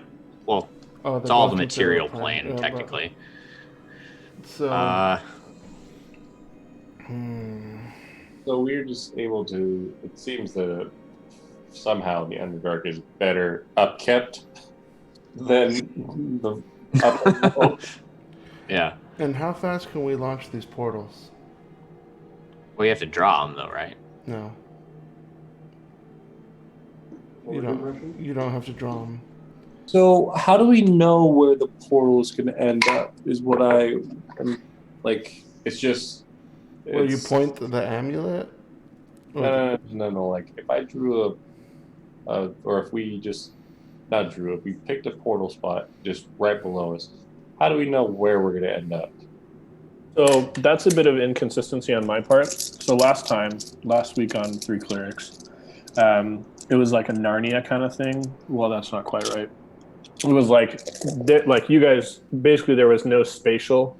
The spatial relation was wonky between the two because like it was a few miles of travel between where you started in the Underdark and where you ended up at the tower, whereas it was like a much smaller space. It's like contracted in the upper world, whereas here it's 1-to-1. So the new rule, basically, we'll just go with, is that like where you put it in the upper world, and it puts exactly in the Underdark in the same spot. Okay, what about this? What if we do a portal on the floor, and when I go through it, you put the portal like up somewhere else, so I go through it with my momentum going the opposite direction. I don't think it works like that kind of a portal. So like portal where you say you put it on the floor and you shoot, like you would go through and then you'd shoot another portal. Oh, and, because like, you'd have to have yourself. 2 simultaneous portals. Right, in order for and that to work. Okay. you end up in the Underdark. Like it's not. I don't think that's. It's not a wormhole. I guess. Like it's not. It's not. It is like it's a wormhole to the Underdark, but then you have to leave the Underdark through a different portal. So essentially, like if we made a circle on the ceiling in the upper area, went through, and then we're falling to the ground and made a portal on the ground, we'd shoot up towards the upper world. Yeah. Because our momentum would be flipped, so we'd be falling out of the upper world. That's what it. Yeah. So could we do that theoretically? Like, how long does it take to cast this portal? It can be pretty instantaneous, so technically you could do that. But is the ceiling identical? Is it like solid? The ceiling is solid, like the ceiling you just came through. Yeah. So there's no point in doing that unless you want to go right into a ceiling. But remember that going through the ceiling led you to the floor of the other level. Okay. Which is a bit inconsistent again. Yeah, I was like, I should have planned up this. This is just straight Calvin ball at this point. So the portal works like same spot unless it's on a ceiling, and then it flips over to the opposite side. I'm thinking, yeah, maybe it's more like, yeah, you're right. I think it's just because it was so thin a surface. I just imagine like, oh yeah, it just goes to the other side. All right. Well, yeah, let's fucking get to the ceiling, man. All right, so that's what we're gonna do then. So we'll take the 20 to slowly climb up, hammer in a baton, climb up, baton. Wait a second. That ladder, was that bolted to the wall, or could I just Yeah, take but it the with circle's me? gone though. You can take the ladder if you want. I'm taking the ladder. Okay, yeah, we'll circle, take the ladder. Okay. So you pull the ladder into the room where you guys are at now. Okay. Yeah. We put it up, climb up the ladder while someone holds it, do a circle. Trying to think how.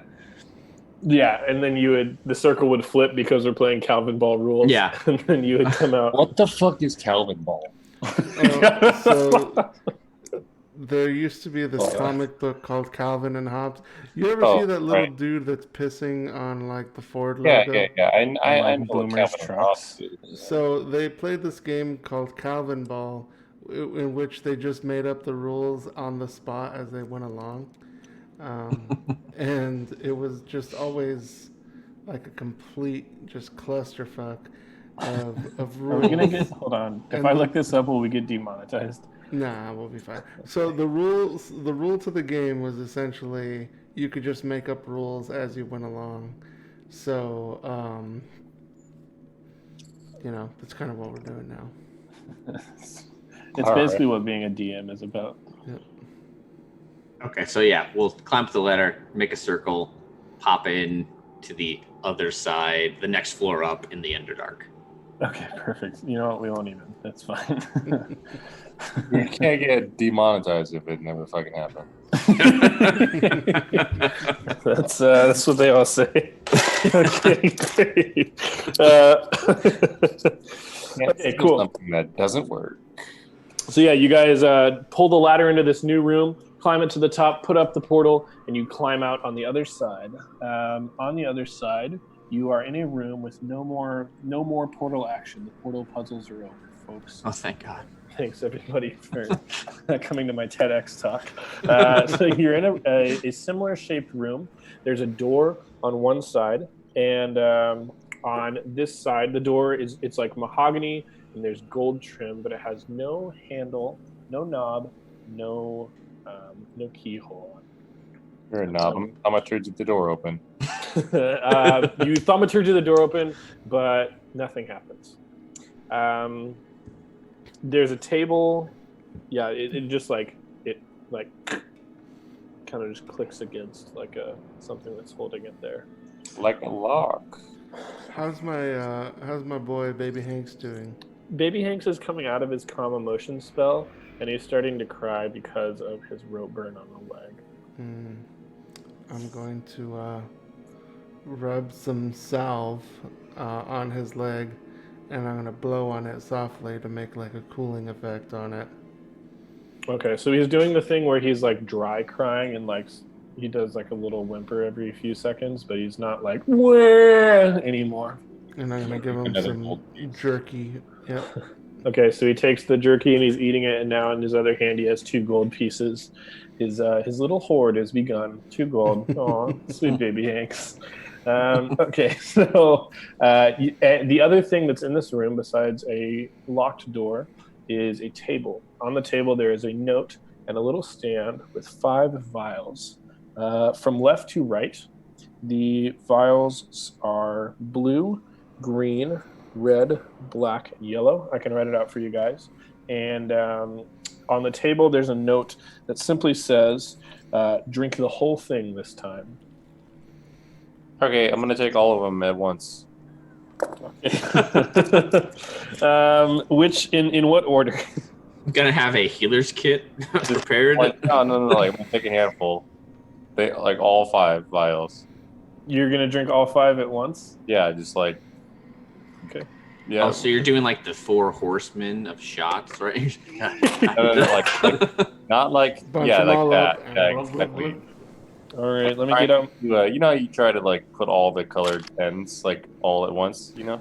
Oh, Like, colored pen? it's kind of like when you were a kid and you went up to the McDonald's fountain and you just got a little bit of each.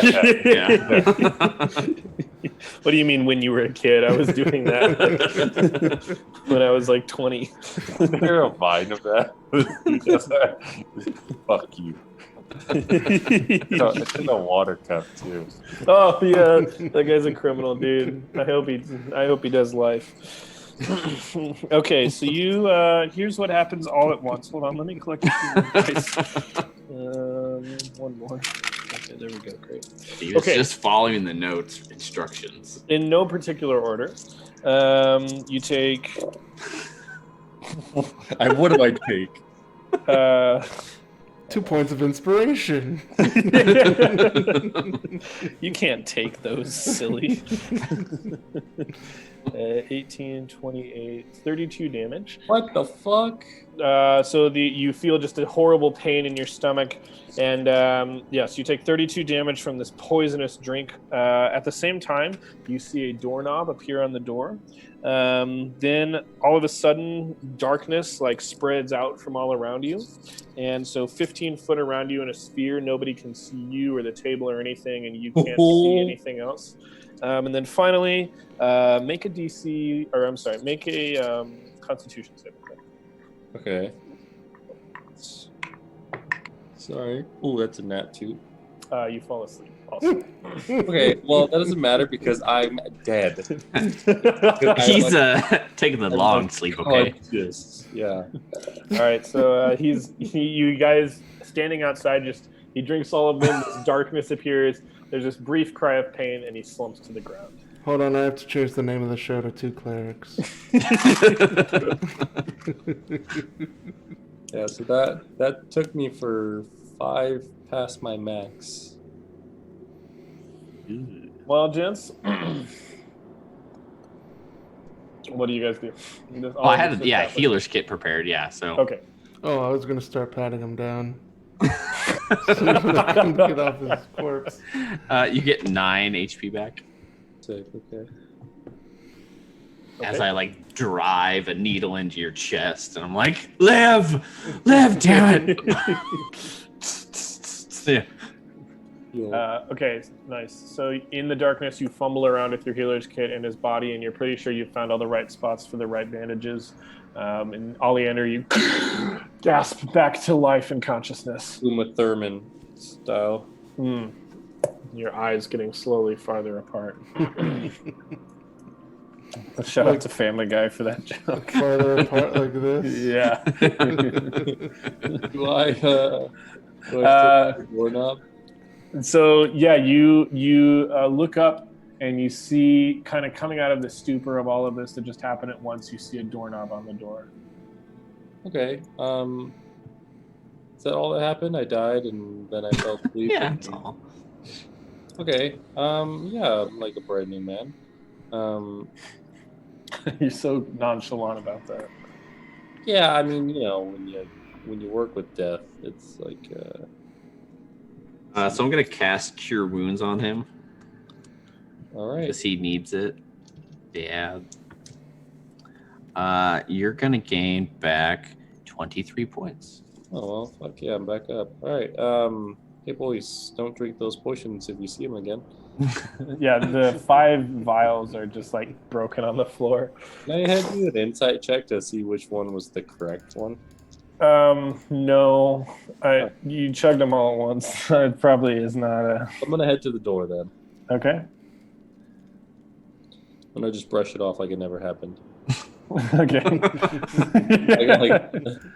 just gonna get back up and like don't even acknowledge the fact that I was unconscious. Okay, what a baller move. So yeah, so you're striding over to the door. This cloud of darkness surrounding you still.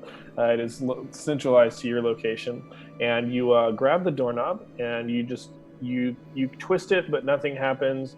And you start to kind of like shake it, but nothing happens, and you're not exactly sure what is going on. But for some reason, the doorknob is unmoving.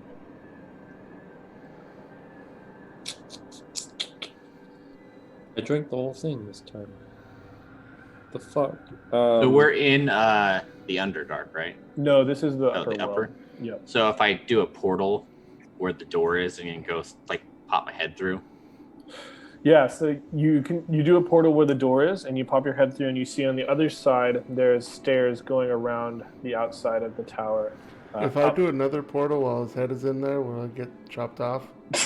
There's only one amulet, so you'd have to kind of like, I don't know, you'd have to wrestle him for it if you wanted to. But theoretically, yes, there would be Soren, and then there would be Soren's body in the upper world and Soren's head in the Underdark. See, now you know how I'm going to break the game. Okay, yeah, great. Yeah. Okay. Instant death. That will suck. What are you gonna do? You can't fit someone's head into your palm. Yeah, but if I take their arm off. Yeah, that's true. Just like, oh, you're gonna stab me? Oh, you're going into another area, and then I just like smudge the circle. Oh gosh. It's like Avengers all over again. The guy losing his arm. Bye. When does Ant-Man go into his butthole? That's in the porn parody, I think. Oh, gross, dude. Yeah, so on the other side you see there's no door, and there's not really any walls to this section either, but there is a staircase that just goes up outside like the empty portal. Please stop that. And goes up outside, and at the end there's just like the dust of chalk at the termination of these stairs.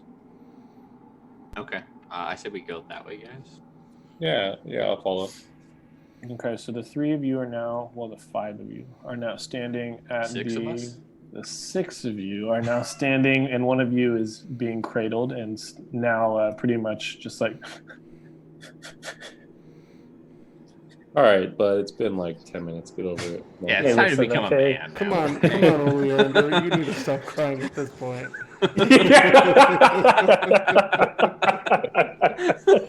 Even the baby's doing okay. It's not your first bout with death, all right? Hey, it's not. It's the darkness. The darkness. Oh, The death cleric who's afraid of the dark. That's perfect. Okay, so you're standing now on this precipice in the Underdark. Behind you is this broken piece of tower. There's barely any walls surrounding the floor, anything supporting what looks like the last level above you. You see now also that you've come up on this broken piece of stairs. The stairs don't lead you all the way up to the top of the tower in the Underdark world, but there's like chalk. There's a chalk line on the stairs where you guys are at, like as the broken stairs end in the Underdark. There's chalk on that. You said chalk on the end of the stairs? Yeah, so it's like the stairs go up and then they stop because they're broken, and so it doesn't quite take you all the way up to the top of the tower in the Underdark. And there's just like a chalk line drawn on the stairs there. Okay. And let's go make a portal. how big of a portal can we? How big does it open up to? Oh, I suppose that just goes according to. We'll say that this one can create a space large enough for a large creature to pass through comfortably. How convenient. So, do you think I could go back and get that table? What fucking table? Sure, you could probably go back and get the table. Can I go get the table? Yeah, go ahead. Yeah, like I'll go through the portal, grab the table, and bring the table with me. Okay, yep. I So still you're have dragging the table up these stairs. Yeah. I still have the ladder. No. Trust me, the table will be more important. God. Like Okay. how big? So how big's this table? You know, This one is like 5x4. 5x4. Perfect. I hate this. Why did I give you guys this? I do not understand what's happening right now, and it is. Oh yeah. It's gonna be a TLC match, isn't it? Table, ladder, chair. Yeah. Yes. Table, ladder, and a spectral chair. Table, ladder, cage. Table ladder cage. Okay, what do you want to do with that? I'm just taking it with me. Okay. I'll break off the leg so it's just the tabletop. It's the flat surface. Okay. Yeah. Love where that's going. Yep. Fuck Okay. is happening?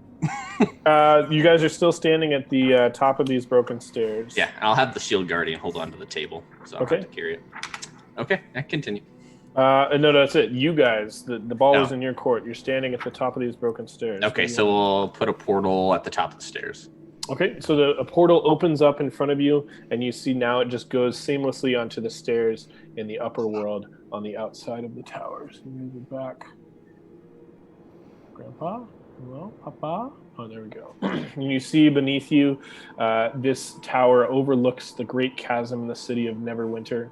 What you see here is pretty much what it's like, this giant ruined part of the city and the tower and this chasm, except there is a magical like shield in the actual world of Neverwinter that's covering the chasm and preventing anything from getting out or getting into it.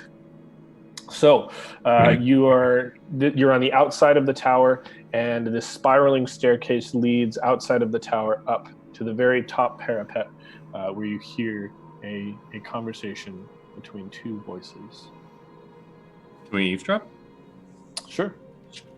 What do you want to? So you hear just barely snatches of it are carried on the wind and taken away, but it sounds something like a man's voice.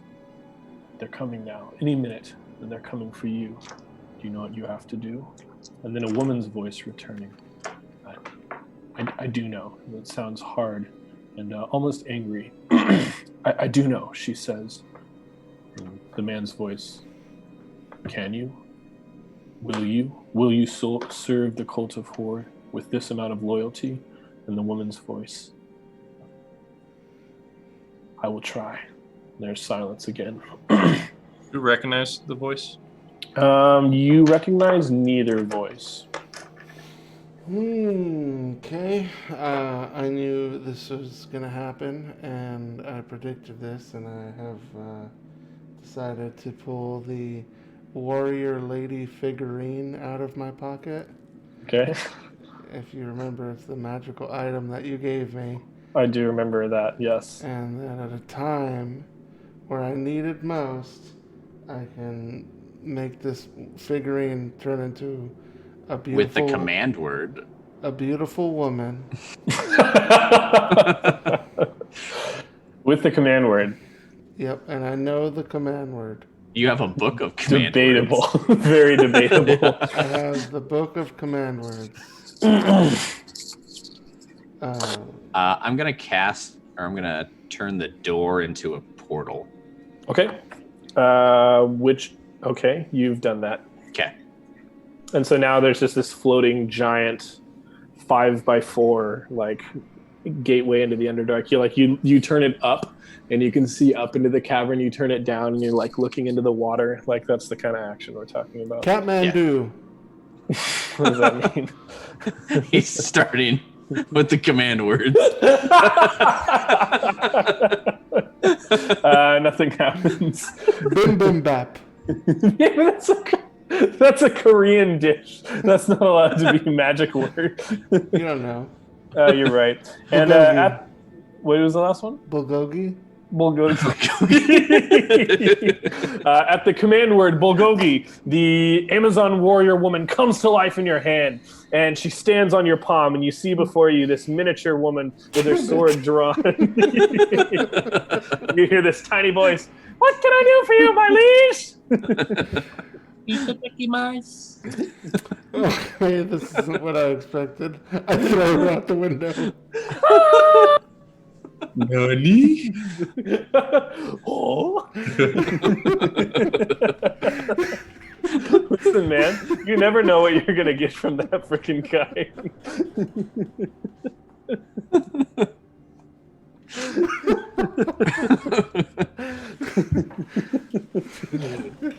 Dude, Mithrid's Yelp reviews are stellar through the roof. They're either all 4 or they're 1 star. Yeah. Well, so much for that. You told me a dragon's tooth for 1 copper. Well, I got a fucking shitty ass like dog turd for 10 gold. Yeah, but the dog turd, when you say the magic word, starts to smell like daisies, okay? So don't knock it. I still haven't figured out the command word for this dog turd, so it just stinks up my cart. But it might be really good, so keep it around. Okay, so now the commotion down below has been heard by those above, and they're waiting in tense expectation for you to round the stairs. And I walk up the stairs and halt, criminal. Do they have to pay a fine? You've broken the law. I whip out my citation pad. Stop, criminal scum! You violated the law! And pay with your blood. Yeah, just like that. Great. All right, so you come to the top, and you are standing on the top of this tower, looking out over the vast and beautiful city of Neverwinter. The time is now roughly 6 in the afternoon, so the sun is beginning to set. It's still in early spring. Are there any windows that on the top of this tower that are overlooking to the outside, anything like that? Oh no, this is just totally open. Oh, so there's like okay. a little little square thing all around it, just a little bit. There's like a waist high or neck high for you. So just imagine any boss battle that you've ever had. It's flat. Yep, flat. Yep, and there are 2 figures. One of them is a woman with long, flowing red hair. She stands in steel armor with a blade at her side. She turns to you, and you see hard resolution in her eyes. Behind her is a man in a crimson robe, but instead of decorated with purple, this one is decorated with silver. He carries a menacing-looking dagger in his hand. Also, Oleander, you only know this, or you notice this only because of your passive perception. But there are small gems embedded, like in the floor of the tower, going around, just on the very edge, and they look exactly like the gems that are in the portal amulet. In the what? In the portal amulet. So like the amulet is just like a silver thing, and there's a gem in the middle where there's like one of those gems every like 10 feet going around the circle. All right. So you guys are all standing at the top together, I assume. Yep. Yeah. Okay. I'm gonna strap Baby Hanks to my back. Okay. Nice. So as we began, so we shall end. I don't know. Depends on how The you guys portal's do it. still going Behind you? Yeah, Or in the well, chair? On in the table. Yeah. Yeah, the table portal is still going. Okay. Yep. Okay. Laya. So you, yeah, all right. So here we are. You guys are at the top of the tower, and this cultist guy turns. And he flips back his hood. He has just a shaved head and cool-looking eyes. He looks out at you and then at the woman. They have come. Are you able to do what you swore moments ago that you would do? Turn on them. Let your hatred and vengeance consume them. The woman looks at this baby strapped to Bray's back, and the baby, while only pretty much like a week ago, I guess, once had a patch of orange hair just like hers, now is draconic. It looks and just kind of cocks its head at this woman across from her, and she locks eyes with the child. A moment of silence passes between the two of them. They're looking at you. What do you guys say? Do you guys have any words for this encounter?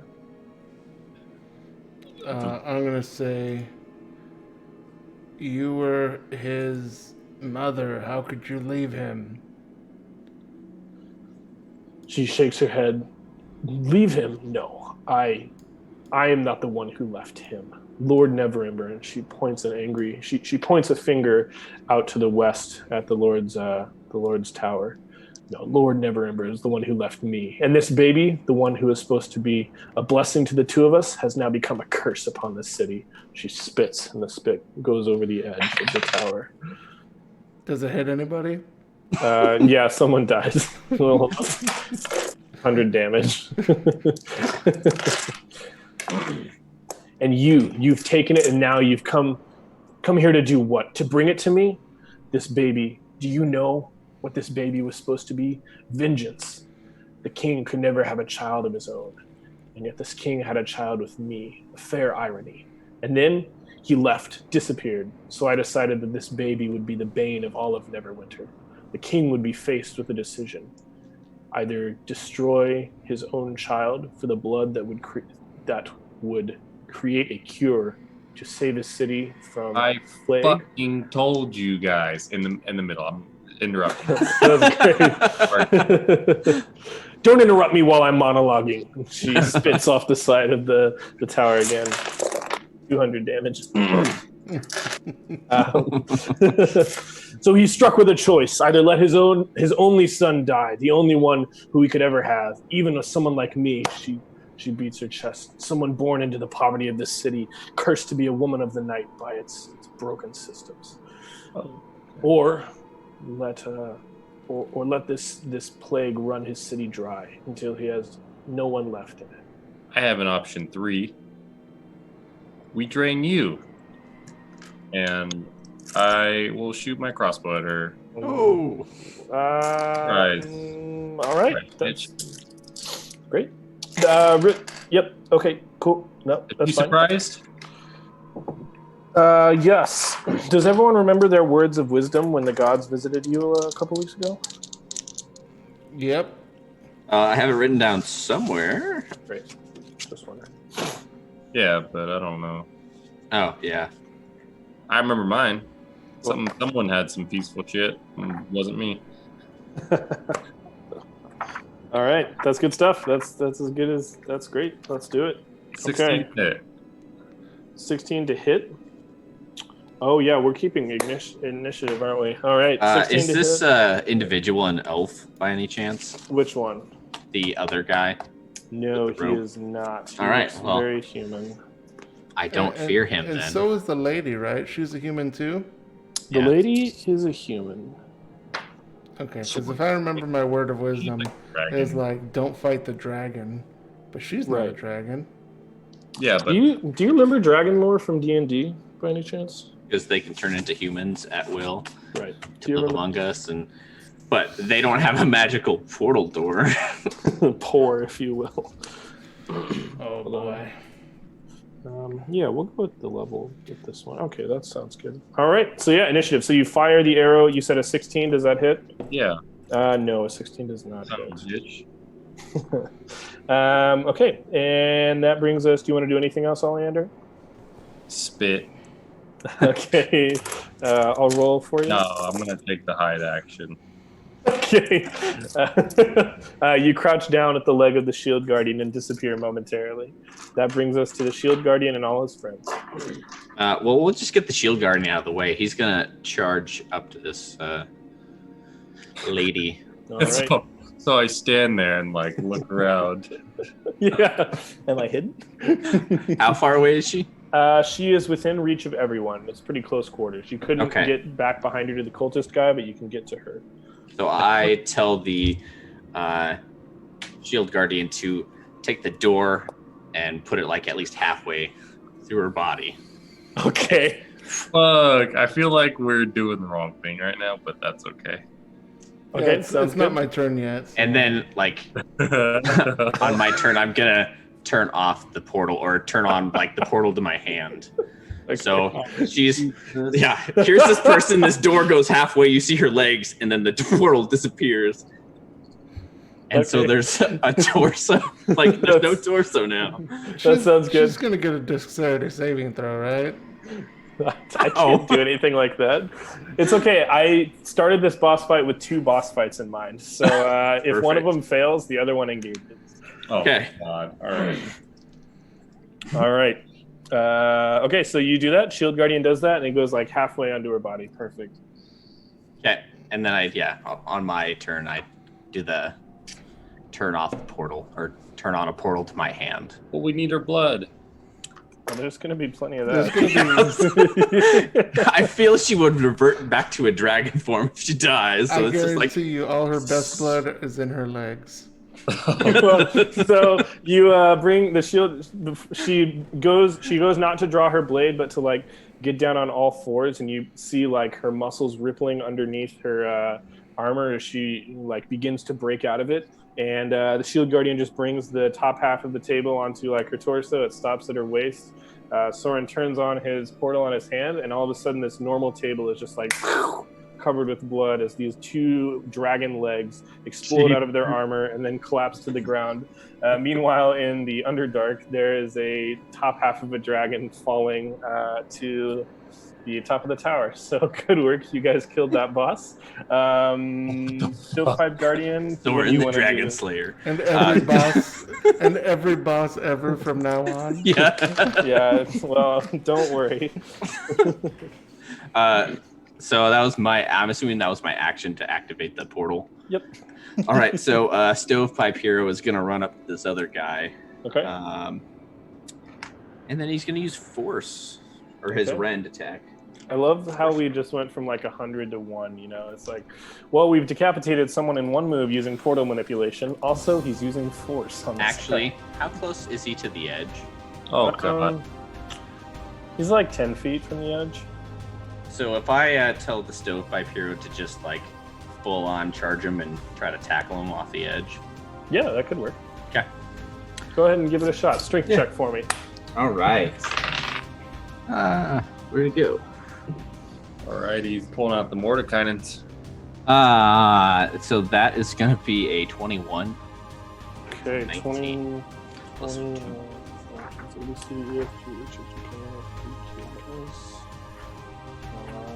41. 21? 41? What did you say? 21. 21. 41, yes. He's got a plus 20. Let's see. Oh, gosh, that's really bad. Okay, so he does push him off the edge of the tower. Yeah. And so, Bray, do you want to do anything on your turn? What's Off left? the edge. Yeah, again, like... What's left? I don't know.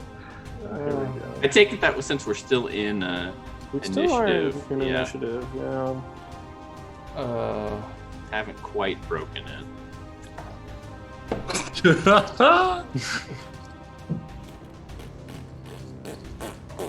I'm gonna look over the edge of the tower. What do I see? Yes, good. So you go to the edge to look over, and you see something, and the entire party sees something else. So you see the guy falling. He just laughs maniacally, reaches into his robes, and pulls out an amulet. And there's a flash. He disappears, and then you guys see this huge flash in the tower. And all of a sudden, you are no longer in the upper world, but you are in the Underdark, at the top of the tower in the Underdark. So you look out over the edge and you see below you this lake at dizzying depths beneath you, and this like broken staircase with chalk on it where you set up that portal earlier. Like if you look over the ledge, you can see that. The little gems set every 10 feet around the circumference of the tower are now like a light that just flashed is fading back into them.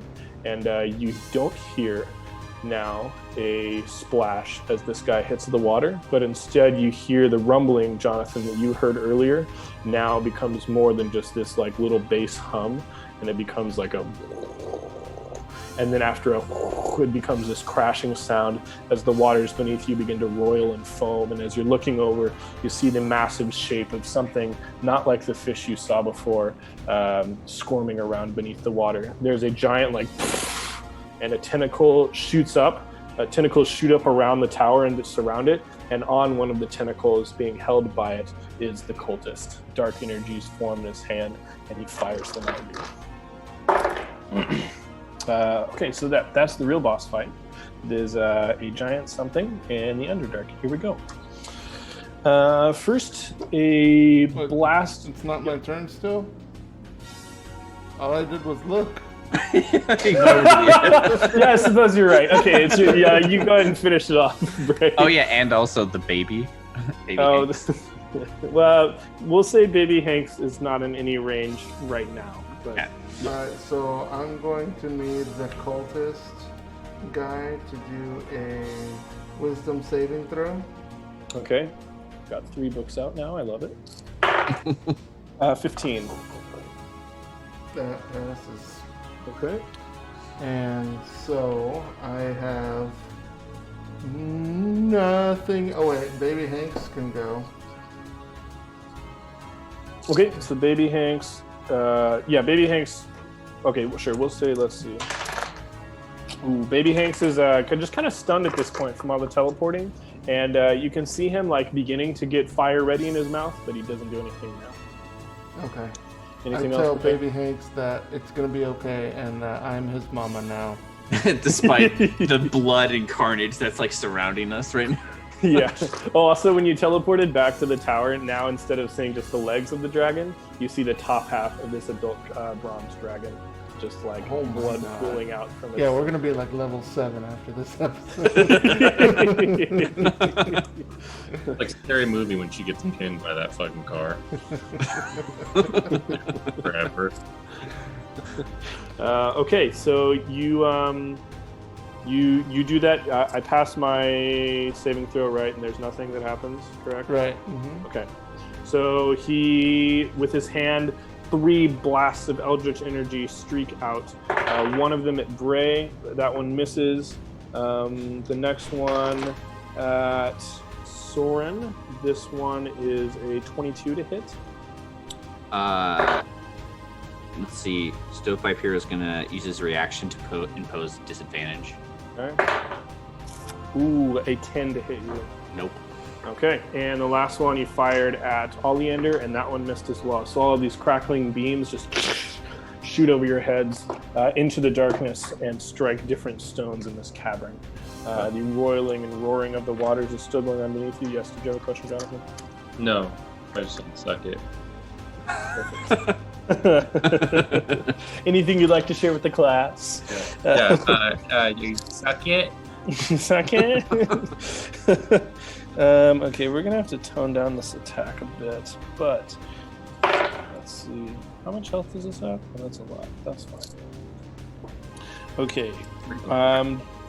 What? Kraken. I really couldn't say. Okay, so how does a 20 to hit sound, Bray? 20 is gonna do it. Okay, great. So a 20 hits. How close is he to Shield Guardian? Probably like 5 feet away. Okay, so Shield Guardian's going to use his reaction to give you a +2 to your AC. 20 is not gonna do it. Hate that. Yeah. Okay. And another tentacle comes from behind. Soren does a 17 hit. That does. Okay, so I don't have my shield up.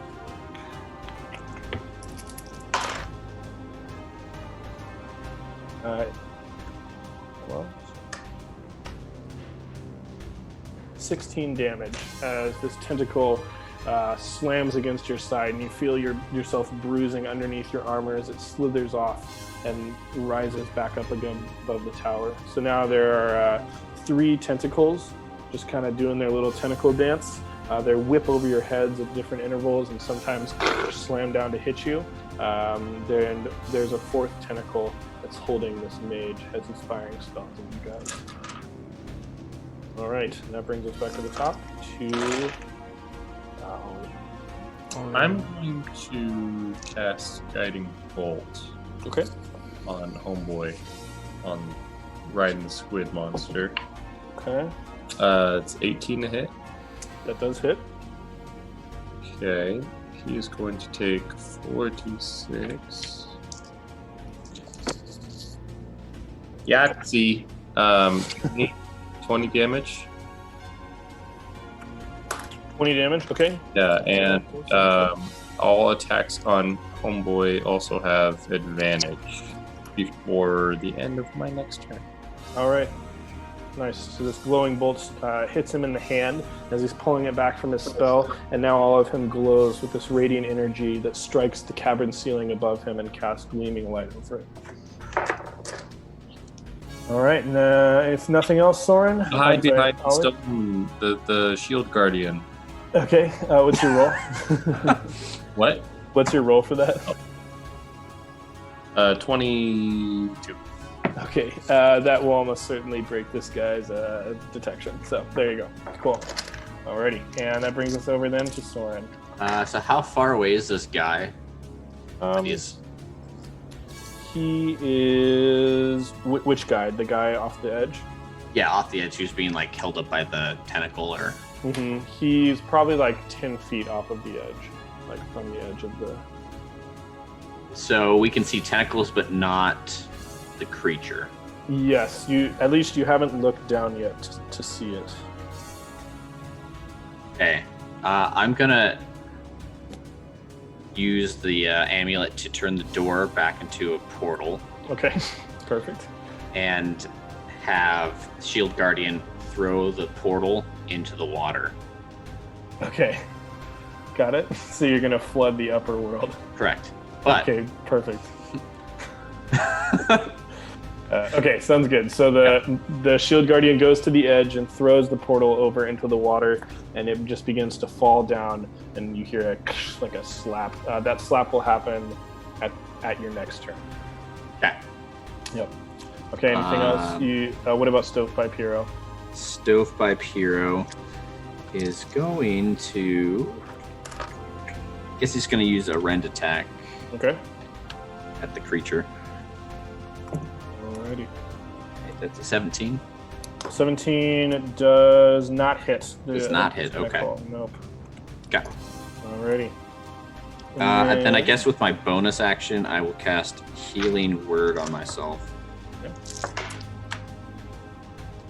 I need to pick me up. Get 12 back. Okay. Okay. I'm good. Alrighty, and then that moves us to Bray. These 4 tentacles are dancing around you, 3 of which coming in for a whip. What are you doing? I'll try this one more time. Have Chaboy give me a wisdom saving throw. The boy gets a 6 this time. Okay. I cast command, Okay. and I'm going to command him to disrobe. No, what? Okay.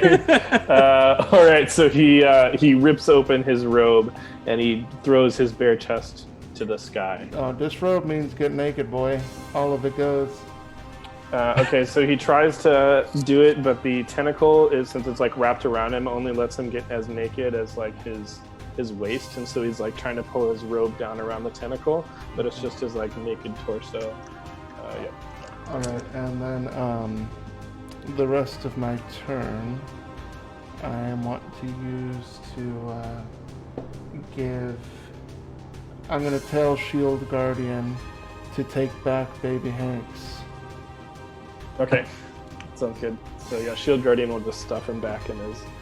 He throws the table with one hand and he's stuffing the baby into his chest with the other hand. Cool. Okay. So did he disrobe his amulet?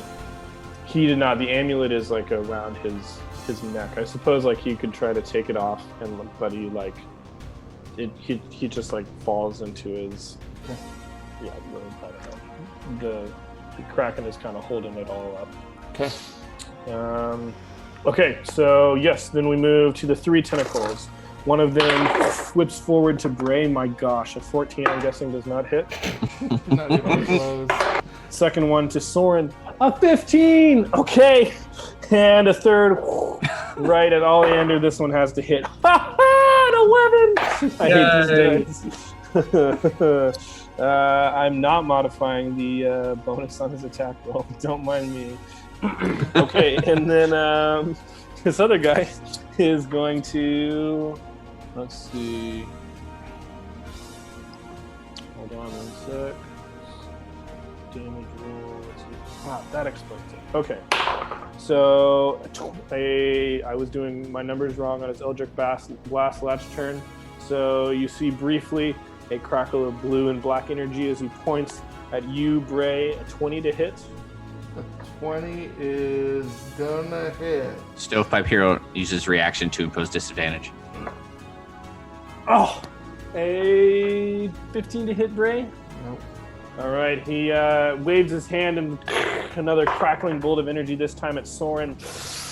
An 11 to hit. Okay. Noob. Third one goes. This guy sucks. 27 to hit Oleander. Nope. No, that is canceled. Okay. Believe it or not. 27 does hit, right? Yes. Okay, great. I was like, hold on, what have you been hiding from me? So this one hits you in the hip, and you feel both of your legs go numb temporarily. You like do this kind of like weird dance move, but then come back up from the ground. However, you do take 19 damage. 19. You Good thing all of these have been missing. for a madman. Literally, I'm throwing at you a modified challenge rating 23 monster and a challenge rating 16 monster, and I can barely hit you. What have I done? How have you become this Dude, we're powerful? like level 4. You're level 4? I don't know what's going on, dude. You've created monsters, okay? Like, what is happening? These aren't the monsters, we're the monsters here, okay? This is an evil They're campaign. trapped in here with us. Take them back to the upper world. Take them back. Okay, great. So then that's going to take us back to Ollie. Okay, is there any way I could stab this guy? The guy. Yeah. You could leap off of the edge and try to, like, jump onto the tentacle he's on. Fuck yeah, let's do it. Okay. Ooh, Just be notice daring. that there is like probably at this point, like a few 100-foot fall into the water below. Water, right? Unless you break surface tension with your sword, it's probably not a good time. Okay, sweet. So, make an athletics check. Don't worry, the wall will catch your... The water, it's safe. All right, let's do it. I'm gonna use one of my inspirations. That sounds good.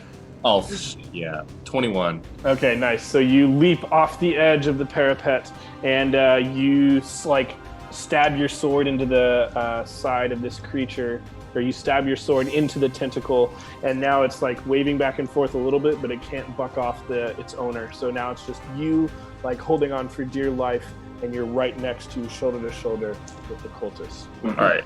Can I still attack? I think it's fair to say that was your turn. Grr. But All right. that was a pretty good turn. Yeah. Yeah, you could use a bonus action, but I would say you're. Oh yeah. You know, I'll bonus action. Hi. No, I don't. Behind your sword. Yeah, I'm gonna get under his robe. No. Yeah, I got nothing. Okay. All right. Soren, it's your turn. So what's the door doing at the moment? The door How's has slapped on. Hold on. Actually, let me roll 50-50 here.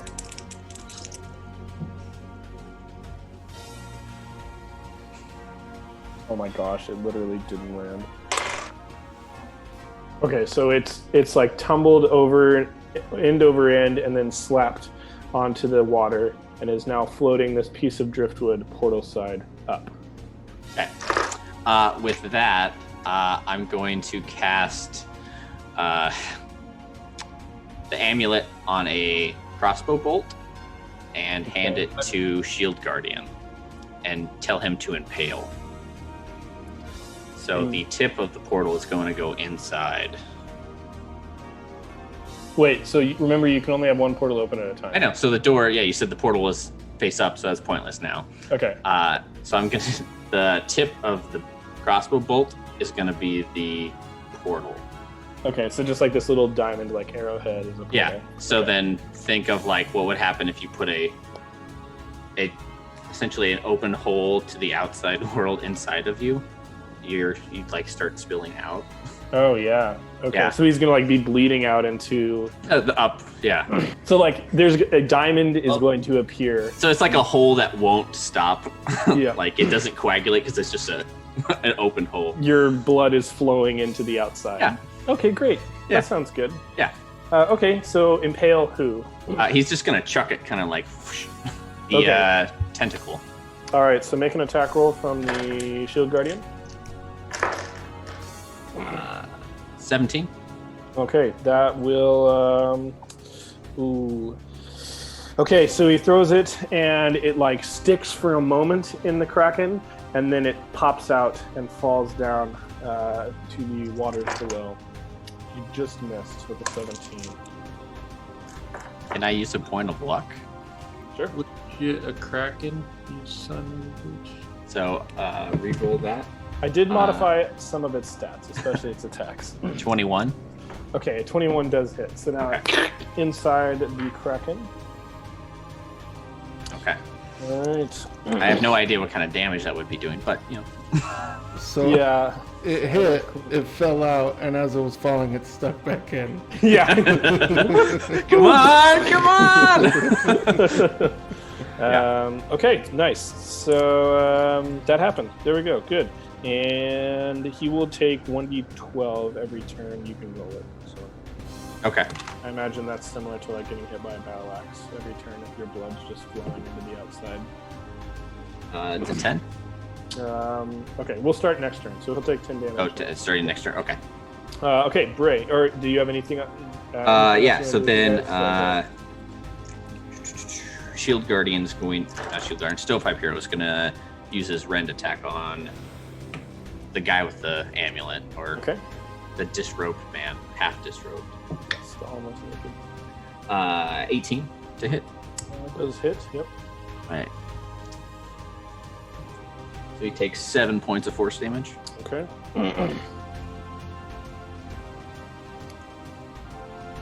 Yeah. Okay, nice. So yes, this ripple of air strikes him on the shoulder, and it just like it whizzes past your ear, Oleander, and you can see a bruise forming there. Just so you hear like a little crack of bone where it struck. Alrighty, and Baby Hanks turns within the Shield Guardian as the Shield Guardian like throws the arrow over the Baby Hanks. And fire comes out and strikes burns the hole near where the arrow went in on the Kraken. And you hear from both wounds now a roar of pain covered over by layers of water deep from down below. I believe he just said Kraken, guys. Yeah, he said it several times already. Well, I thought he said Leviathan first, and now it's Kraken. Now I'm afraid. Big bad dad. Leviathan's still like a 20 CR anyways. Yeah. If he was doing his full attacks and full damage at this point, you guys, at least one of you would be dead. And if he was doing like his legendary actions, like I've watered him quite a bit. Yeah, 23 CRs. No way. We're just level 4. Yeah, but I had to do something to challenge you for a boss fight, so this is it, guys. How much damage did that do again? I did that. I just rolled a 5. Okay, nice. And that brings us down to... What's up, Luke? Okay, so I'm going to attempt to spear, and by spear I mean dive towards the half-naked warlock. Okay. And let's see here. Does a 23 hit? A 23 does hit, yes. So you are grappling it now? Yes, I am grappling him. Okay.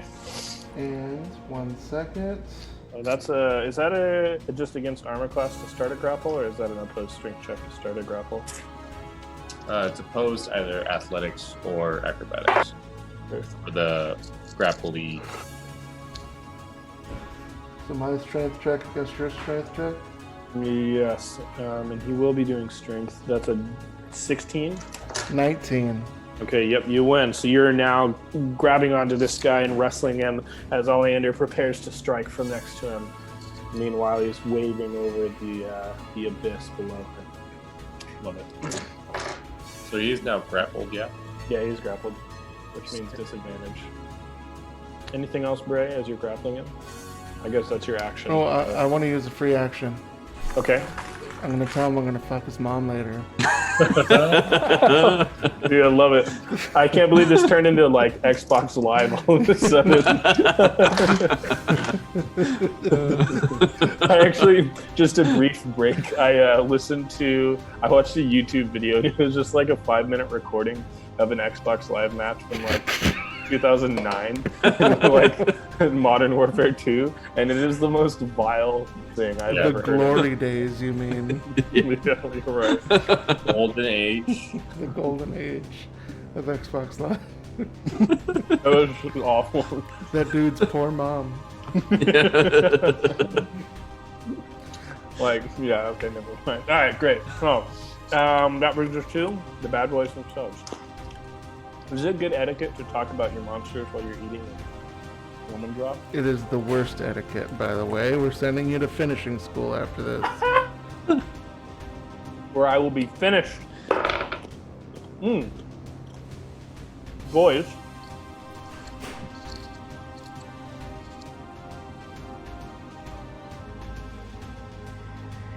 All right. I love the visual that we just barely see the top of Jonathan's head. He's hiding.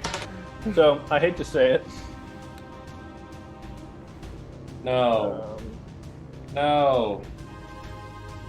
That is a 20. On who? Not me. Oh yeah. Well, Soren is one of the only ones left standing on the tower. So Yeah. this tentacle comes at you, and it just goes right for you and strikes you in the chest. Let's see. Can I impose reaction? Oh, fuck yeah. Yeah, you sure can. So I'm rerolling.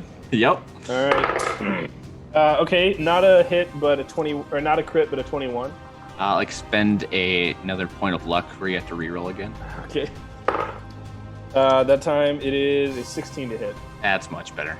Okay, that's no go. That's a miss? Wow, Yeah. amazing. Okay, so that first attack miss came forward to you, and then the stovepipe guardian like pushed it out of the way, and then it came back down on your head, and then you like ducked, and then it just flapped overhead. But that's okay, because we have 2 more tentacles Did coming you at say you. you ducked like this? Yeah, he ducked like this. That's what luck points get you these days, boys.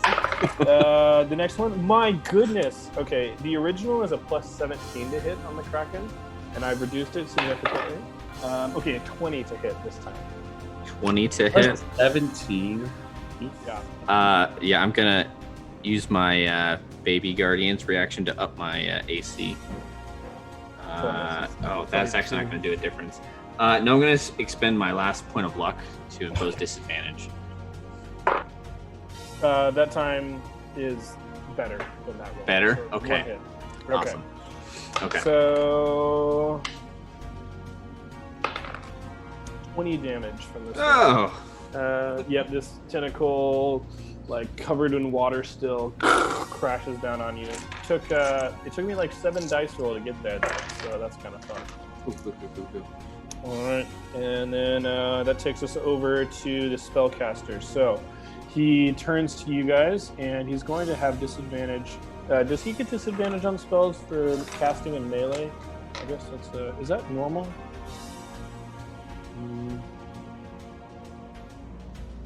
Do you guys know? Does he get disadvantage in casting into melee? I think it depends on what he's casting. If it requires him to use his hands, Yeah. then he probably has disadvantage. If it's just like somatic, or He's the also universal and grappled. whatnot. Yeah. Oh, he is grappled. Oh, could he even cast spells with a somatic component while grappled? I'm going to look it up, because that does make a difference on what he'll do in his turn. Was he grappled or is he is that also restrained? Let me take a look at grapple rules. Those are two I different. feel like I should know them. Restrained and grappled are two different conditions. Oh, can you cast spells while grappled is the first thing in Google. People want to know. You just Yeah. typed in the letter C and that's what it came up. Yeah, can 5e. Yeah. However, if you want to drive your dungeon master crazy, take the special melee action grappling to wrestle or grab a target monster or NPC. Let's see. He's incapacitated. Oh wow! Is he? Yeah. So no. so Yeah, he can't you can't. take actions or reactions. What the frick? Can he break your grapple? Yeah, I think on his turn, yeah, you can always break a grapple. He can attempt to break the grapple. Yeah. Okay, so that's my strength versus yours, right? My Yeah. athletics versus yours. Mm-hmm. All right, pony up. Here we go. Yeah, so he gives a 17, pushing back against you. All right, so he's trying his best to break out, and he starts a few spells, but they sputter and fade, and you just got him tight, and you keep whispering gross things in his ear. All right, and that does take us back to Oleander. Okay. So I will have advantage on this, yes? Yes. Okay, I'm gonna fucking inflict wounds on you, boy. Okay. Ooh, that's a natural 20. Don't love that, but all right. 3d10. 10ers. Okay, anyways. Oh, I guess 60-10. Okay. Yeah, right. Yeah, so first with the 4. That's 10 total. 18, 25, 32, and 35 total. Okay. Also going to spend my channel divinity to add another 9 to that. Okay. Since inflict wounds is a melee spell, would you allow me the sneak attack?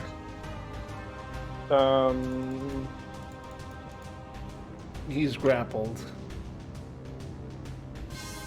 And Sure. technically, you just have to be 5 feet, or a friendly opponent has to be 5 feet from you to get sneak attack, which Bray is. I Yeah. could have advantage on the attack too, so like a criteria happens. Yes, you can have. It's technically a melee attack spell. Can I just say I stabbed him? Yeah, sure. Okay. With your fingers. Yeah. Yeah, that's another 3 damage. Okay, perfect. That's a lot of damage. That's a lot of damage. I feel like that was pretty close to 50. Yeah, there was. No. His total is pretty spicy for damage right now. So you stick like the fingers of pain in him, like Naruto Yeah. kind of thing.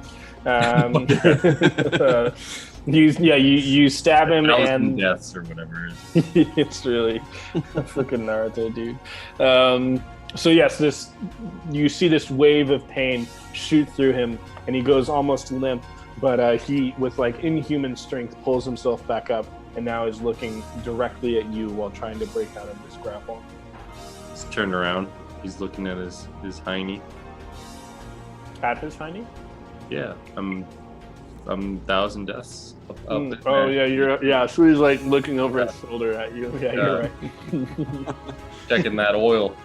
You don't love that. That brings us then to Soren and the boys. Okay, I'll roll for the damage for the arrow first. 8 points of, I don't know what that would be, innards coming out. Bleed damage? Yeah, bleed damage. Okay. And then I'm going to use my action to apply a healer's kit to myself and my bonus action to cast healing word on myself. Okay. Because I'm not looking so good, guys. Me neither. But, yeah. It's all right. I get 23 back. Look at me, I'm almost at full health. My work too. All right. Doge. All right, so I guess then Stream. Look at that beautiful douche. Hi, Dream. Okay, Kylie. Shield Guardian. That's the baby still, so I guess he shouldn't do anything. Jump into the water. How far away is the tentacle? They're all about like 10 feet off of the side. Okay. I'm not gonna jump. That seems bad. He can't really do anything. He's just gonna get in front of me. Okay, sounds good. So he's just like shielding you from at least one tentacle attack, since they're all kind of on different sides of the tower. Yeah, that's fair. Okay. All right, and then I don't know if the baby goes now or if he. Yeah, we'll say he goes now since he's back in the little carrier. He's at 40%. I roll 40% or lower, or like 50%, and he breathes fire. So he's grown. You've grown him as a Padawan, and he does 3 damage with this burst of fire. So he's really taking that Kraken down. So yes, the fire comes out as one of the Calamari. tentacles is going. Yeah, and it gets a little singed. All right, and then Bray Blackwood. Okay. Here's what I want to do. I have Like- him grappled. Love that. I need to take the amulet off of him. Okay. So, I don't know how you want me to roll that, but that's what I'm trying to do. Okay, how about this?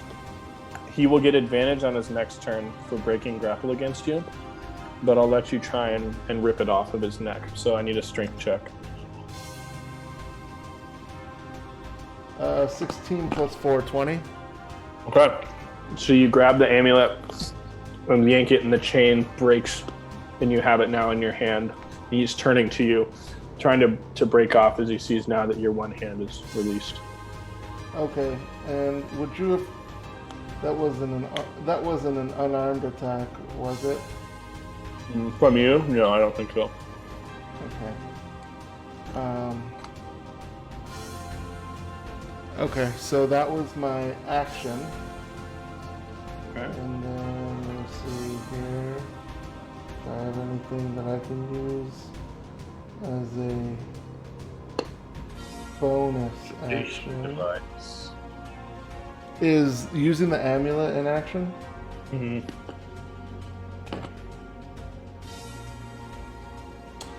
Then, oh, yeah, I'm gonna cast a spiritual weapon Okay. and put the spiritual weapon on So him and I are like next to each other now. Yeah, everyone is technically like pretty much occupying the same 5 feet at this point. Okay. So like the tentacle is wrapped around him, and like Oleander is standing on like kind of like half on, half off, like barely holding himself onto the side of the tentacle, and you're pretty much on the tentacle because you're grappling him. Okay. So I'm gonna cast just the spiritual weapon kind of next to us. Okay, just like leaning on his head, basically. Like that's how it stays up here. Exactly, and it is in the form of a chair. Okay, perfect. Sounds good. So now this is the most crowded tentacle in the world. There are 4 things on it. Really hit TLC. Yep. Big old ladder chair, baby. Okay. Anything else, Bray? No,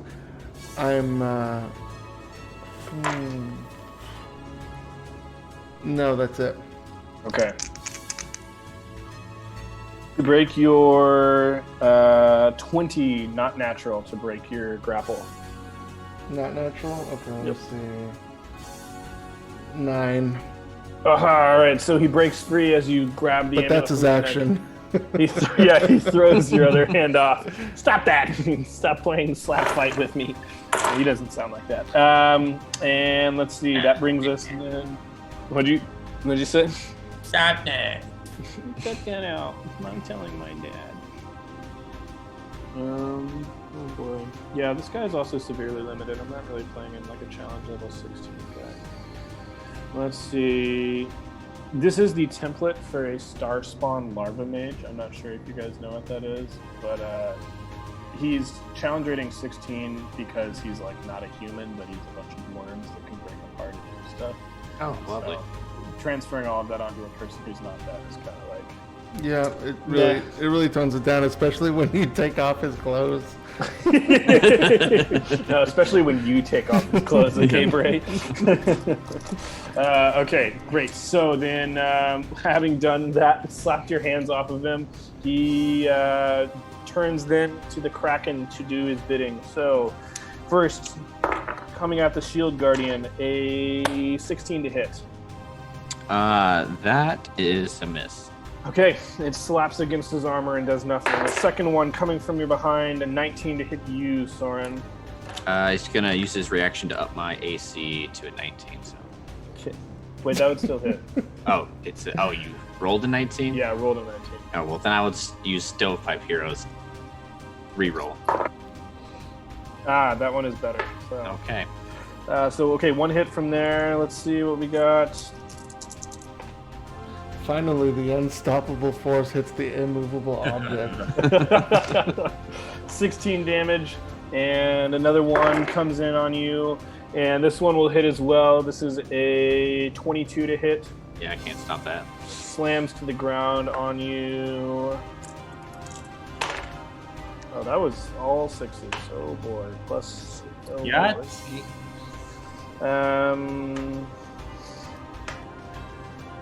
24 from that one. 24, and I am out. Okay, so the third So- tentacle knocks you unconscious, Soren. Alright. Now stand just the Shield Guardian and the Stovepipe Hero with the baby to further the cause of the 3 or 2.5 clerics. Alrighty, and that brings us then to Oleander. Okay, well, I guess I can just, all I can do is really just stab the boy. Stab the dude. Definite advantage on this I'm one. gonna do that. You got healing word as a bonus action too. Just Yeah, that's what I was also gonna do. Thank God I got advantage because one of those is a natural one. 22. Just 22 Yes, 22 most certainly hits. hits. Okay. Another 6, 4. I feel like I've been rolling a second 6 for some reason, but I don't know why. Okay. That's all I'm gonna say. That's 13 damage. Okay. As a bonus action, I will cast Healing Word on Soren. D4. Stabilized. That's 9. Oh boy. Nice. Back at it. That was my max I could heal you for. Bitchin'.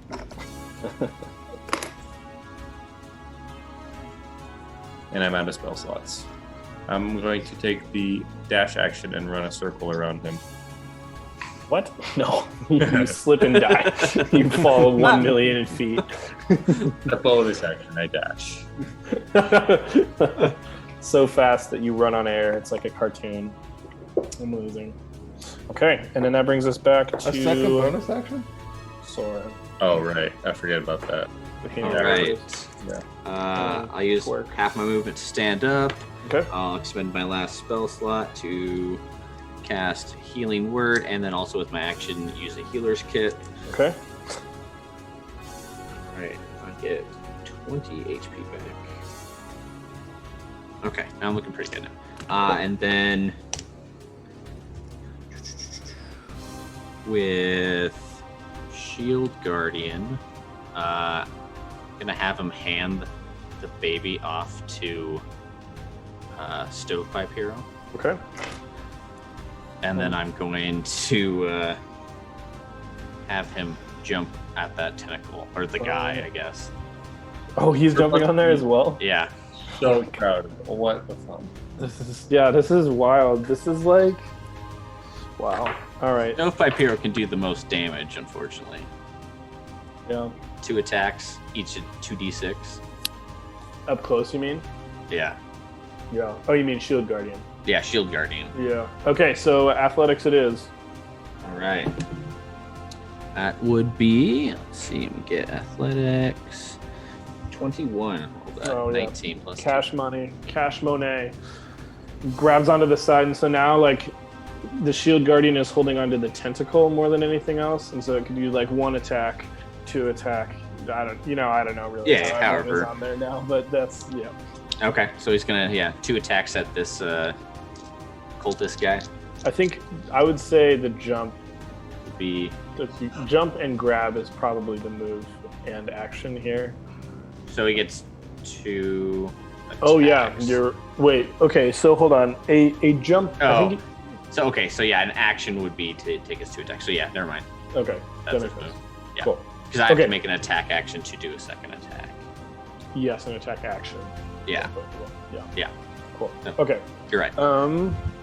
Then that brings us. Oh, to and the, Stovepipe Guardian and baby. Well, the baby, and then but the tentacle damage. Oh yes. Another 7 Nice. points of bleed damage. From the inside. Yeah. Meanwhile, water. Yeah. Neverwinter Yeah. guards are like. All right, like we've seen it all, but a triangle opened in the chasm and blood is pouring out of it. Like, what do we do about that? It's about the size of a nickel. And city's gonna be full in 20 years. What's a nickel? Yeah, what's a nickel? It's about the size of a copper piece. There we go. I thought what you were gonna do is just drain the water. With, like, That was my initial plan, but then it Okay. landed face up, and I'm like, Yeah. well, there goes that plan. I just did 50-50 on the percentage. Yeah. You know, yeah. That would be wild. Think about how long, literally, you would flood Neverwinter before you would drown the Kraken. But wouldn't it just go back into the chasm, though? Wait. I Wait. guess we're right there. No, because it's. Oh, yeah. It would go like. So if it goes It would like. flood this district, but then just like pour eventually into the chasm. Yeah, that's right. And it would rain down onto the upper level of the Underdark. Yeah. That's- Oh, no.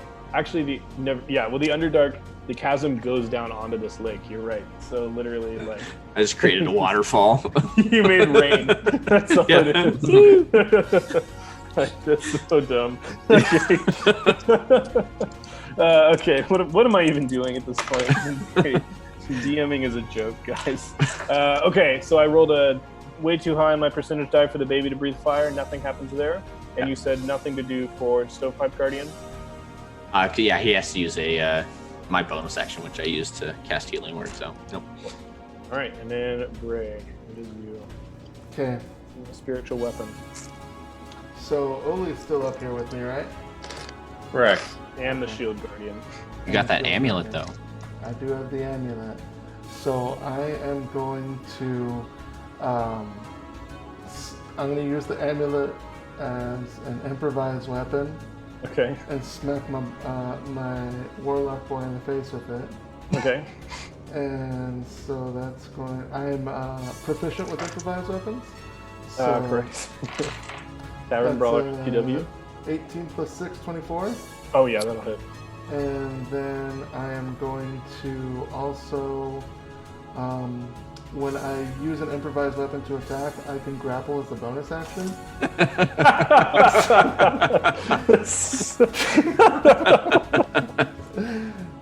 Okay, sounds great.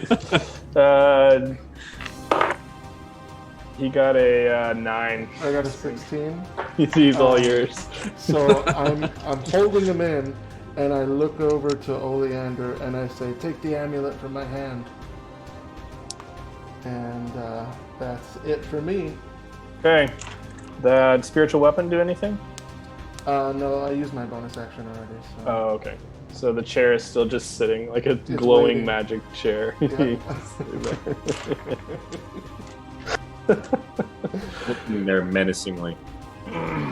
Okay, great. So here we go. All right, I rolled a dice, but I didn't say it was going to go on. That is a strength check. So we're doing our grapple. Yep. Come at me, bro.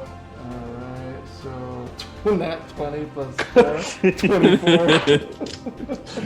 I'll just go home. So he's trying to get out, but you've got him totally just pinned, and he's just squirming around with his arms pinned to his sides.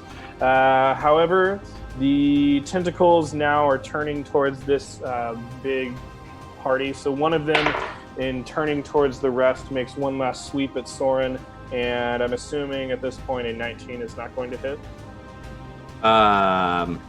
It would normally, but I'll use Stovepipe Hero's reroll reaction. Definitely misses on that second. Okay, one. Very perfect. nice. Okay, and then the other two sort of like turn to you guys. The first one comes at Oleander. The Kraken is now hitting himself. You've really reduced him to elementary school violence. That one misses, and then the one coming at Bray misses as well. Does he hit himself? He hits himself twice. Quit hitting yourself.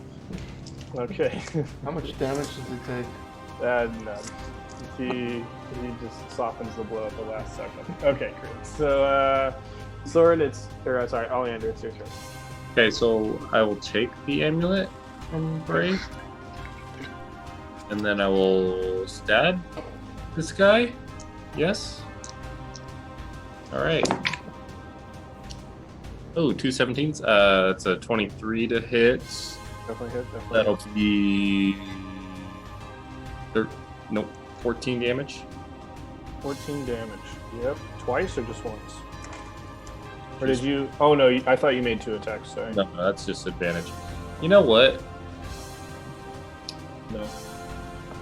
I'm going to stow my shield. And I'm gonna offhand a rapier. So I will take a 2-handed attack. Okay. Or a secondary attack. What is 17. What? Do you get disadvantage with?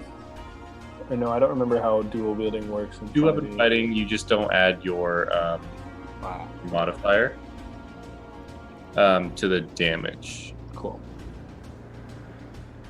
Yeah. You said you got a 17 to hit. Well, that would have been 22. Without the modifiers? So 22 to hit. Oh my gosh. Yes, that does hit. And that's a 4 damage. Okay. So that's without the modifier. All right. You pierce him you pierce him through, and the blade goes into his back. You pull it out. This second hand, blood is now flowing out from multiple parts of his robe.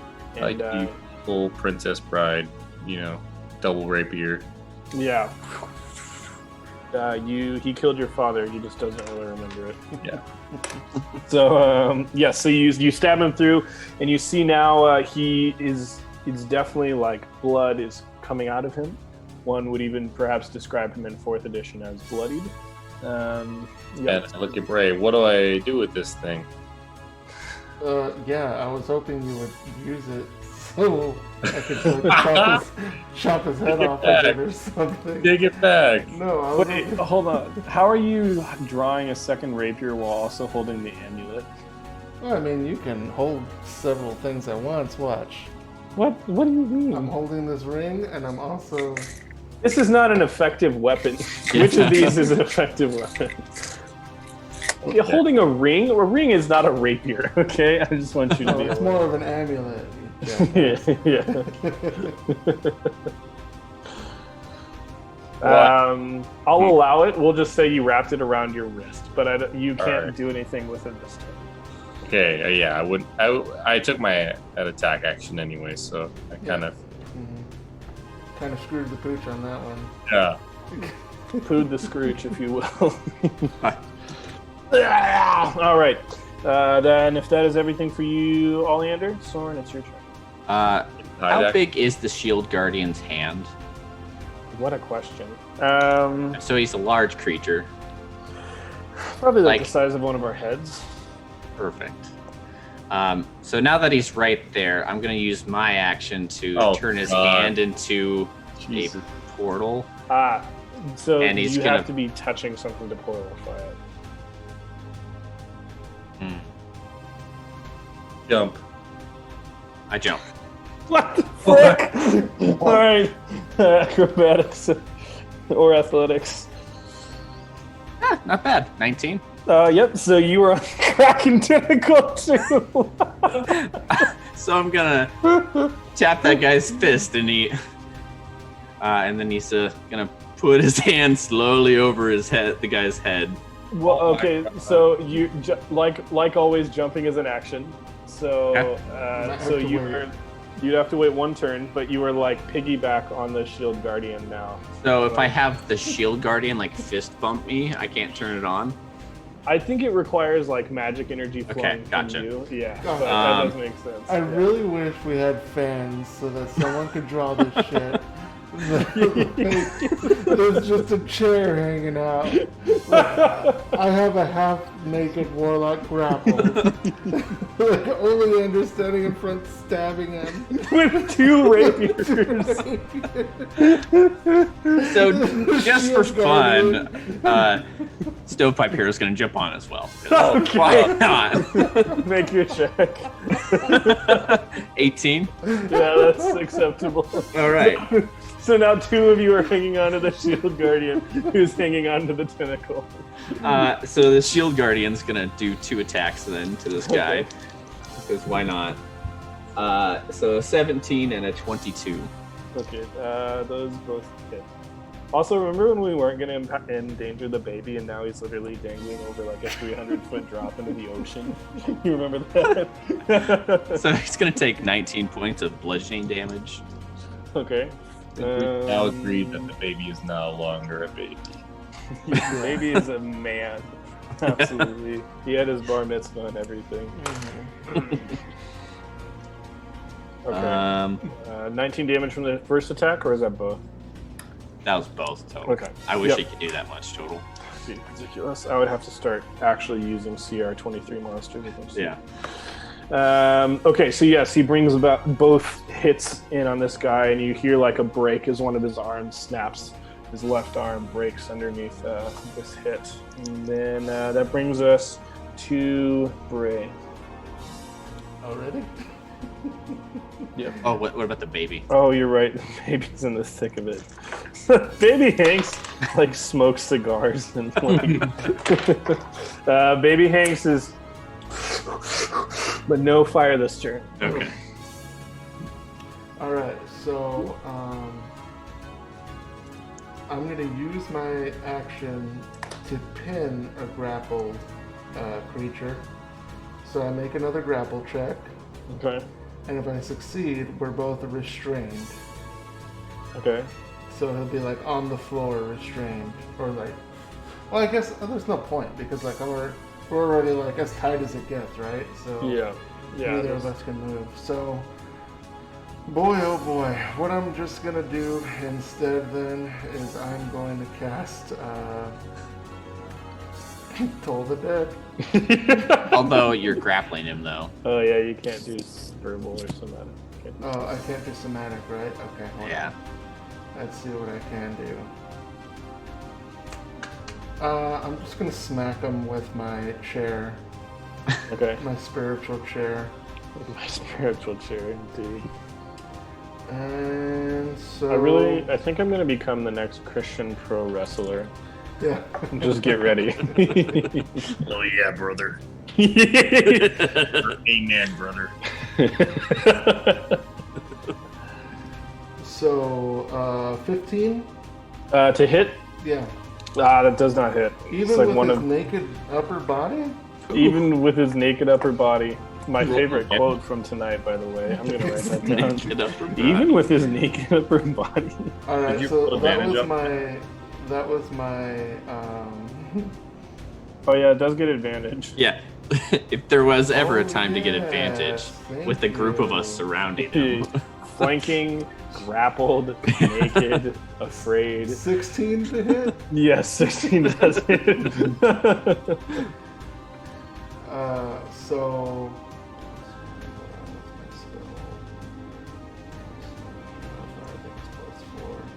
So 10 damage. Okay. With that, and then yeah, that's it. I got him grappled. We got him surrounded. He can't do shit. I'm pretty happy. Okay, great. Yeah, you guys got it going on. Okay. So, Wait a second. Can I suplex him? that would be a pretty ridiculous strength check to pull him out of the Kraken tentacle grab, you know? Okay. I'm going to use my free action to say, make a portal for his head. Okay. Cool. So the chair like cracks him over the head, and he like blood starts coming out of like part of these bulbs. The blood is now coming out. You can see very clearly at the place where the skin was ruptured.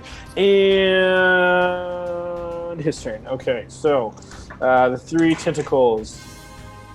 Well, we'll just start with a strength check to break grapple. I rolled a 5. All right, so the 3 tentacles. I was ready to use my point of inspiration. The first one sweeps at the shield guardian and does nothing.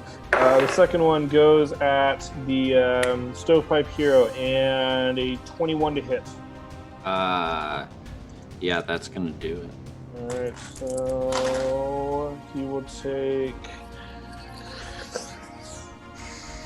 19 damage. All right, he is just falls into the water then. Okay, so he falls, and on your next turn you hear a faint sploosh.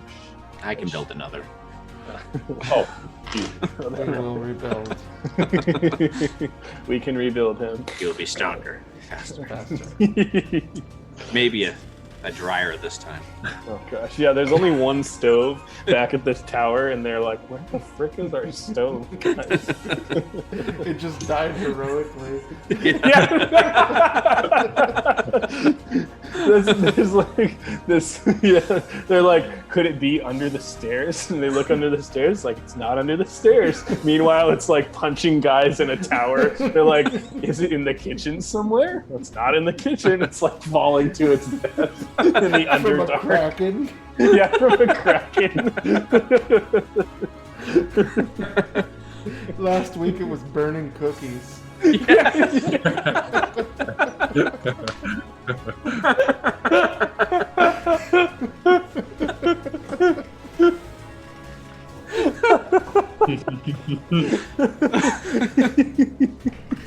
You gave this thing a new life, man. A single tear drops from its stove face as it falls into the water.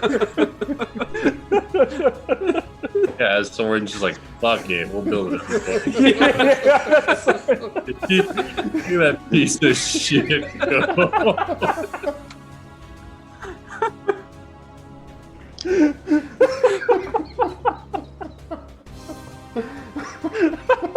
Fucking worst started.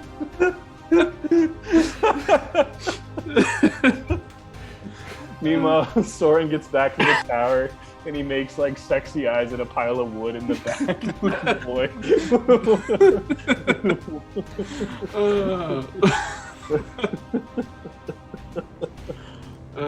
Okay. Whose turn is it? Oh yes, the Kraken's. Okay. The last tentacle is going for Soren himself, and it's a 15 to hit. And Baby Garden's going to use this reaction to up my AC to 18. That's great. It misses for sure. And then that takes us to Ollie. All right. I'm going to use the amulet. Okay. How so? I'm going to command the Kraken to release. The Kraken. This is not. So remember the only thing. It's a portal. It's a portal amulet. Oh, And this one. Yeah. Sorry. Go ahead. Motherfucker. Well, so remember that this. You notice that the shape of this amulet is different than the shape of the one that Soren has. Right. Do you remember the two things that the guy did with this amulet? He laughed maniacally, Correct. and Teleported himself and everyone in that circle to the Underdark. Okay. use the other amulet. Well, then, if everyone's in the circle, it'll just transport. But none of us are in the circle. Yeah, I- the circle. We're all off the circle. I know, but it'll keep him here. If he's stuck, but he's already almost dead. Fuck it. I'm gonna stab this guy twice. Okay, perfect.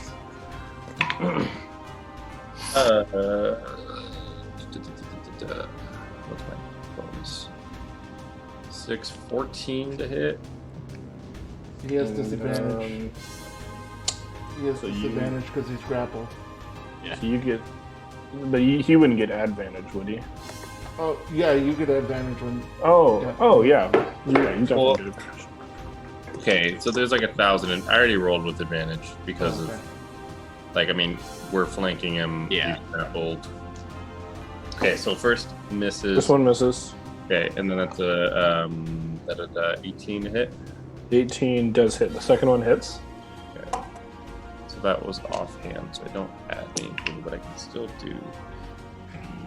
So that's 7 damage. So he takes 7 more damage. Another stab into his body.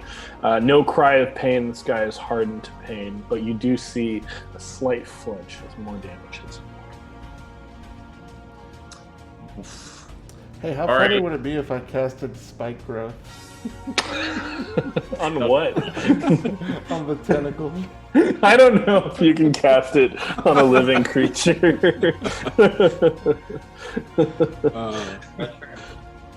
What'd you say? That's it. All right, that's all she wrote. Soren, it's you. All right, I'm gonna fist bump the Shield Guardian, turn his hand into a portal, Okay. place that over his top of his head, and then break concentration. Yeah, I mean, really, that's about all. That's all she wrote. I mean, Yeah. that's the end of it. I'm gonna scoot back to make sure none of me is in that. The splash zone. Okay, so the hand goes over the head, the portal disappears, and there's a head now falling from a very high place. Oh yeah, just into the streets. Just into the Can you street. do a few rolls to see if it hits anyone? Yeah, I'll go.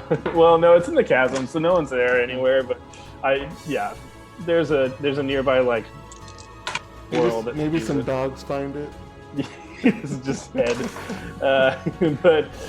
So that happens, and now you've just got this headless body that you're grappling and holding onto, Gray. I Is can it close still that. fighting against me? Yeah, and it's like death throws. It's fighting against you. Can I have the? Actually, can I jump off of the tentacle back onto the ground? Yes, so now is definitely the time to do that because the head pops and you hear the rumbling beneath you, the waters begin to roil again, and the tentacles, no longer having to follow the whim of this master, are now doing their own thing. One of them wraps around this Underdark tower, and it's just like sliming its way around it and beginning to squeeze. You can see some of the sides like popping off. Meanwhile, this tentacle lets go of its prey, and everything on top has a split-second moment to do something. So we'll start with you, Soren. You're jumping back off of the Shield Guardian onto the tower. Yeah. All right, go ahead and make that acrobatics check. Right, I got a 19. Okay, that's definitely good enough. So you grab onto the edge and clamber back over. Shield Guardian. Not so well. He got a -1. Oh, Jesus. Perfect. The baby's Okay, in so- there, right? Yeah, the baby is in there. The So- Shield Guardian is... We have to do a little recap. I handed the baby off to Stovepipe Hero. Stovepipe Hero fell. Oh, yeah. Oh. We'll say Stovepipe Hero threw the baby up to the Shield Guardian. Okay. Jeez, man. But now Shield Guardian is jumping off, and it doesn't make it, so it's like stuck. It's just like at this point I can't do anything with the -1. It's free falling to the water With the baby. with the baby inside of it. So this whole thing's just a wash, you know? Well, maybe. Yeah, Baby's we should have just probably- walked away, you know? Well, the baby hasn't. The baby is fine.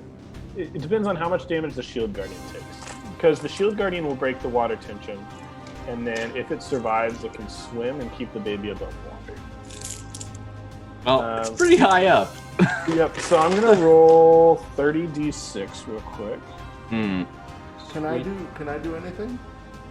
Yes, Bray. What do you want to do? So I'm gonna grappling hook it and see if I can break its fall with my grappling hook, even if it means I fall also. The Shield Guardian's fall, you mean? But wait, aren't Yeah. we all falling, though, technically? You guys all have like one round left of being on the tentacle Okay. before it like unwinds and goes to do something else and lets you all fall. Okay, so yeah, I'm gonna try to grappling hook it and lift it up as my last ditch effort to keep it from hitting so Okay. hard. Real quick though, so by lifting it up you mean just like pulling it, because you're not going to be standing on anything anymore. Oh yeah, so I can't pull it. That sounds like, I don't know if you can assist him in it. Unless you had, like, Feather Fall. That's really the only saving grace right now. Alright, so what I have is this really great spell called... My inspiration I can only use for my shit, right? Yes. Okay.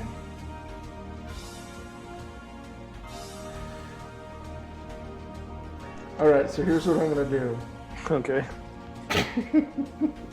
I'm gonna Boy. turn my spiritual weapon into an enormous umbrella and hook it onto the Shield Guardian. Okay, I will allow a dexterity save for that. So the Shield Guardian does a dexterity save? No, sorry, Bray does. So Okay. you've turned it into an umbrella, and you have like 1 second to loop the thing under the Shield Guardian. 18 plus 2, 20.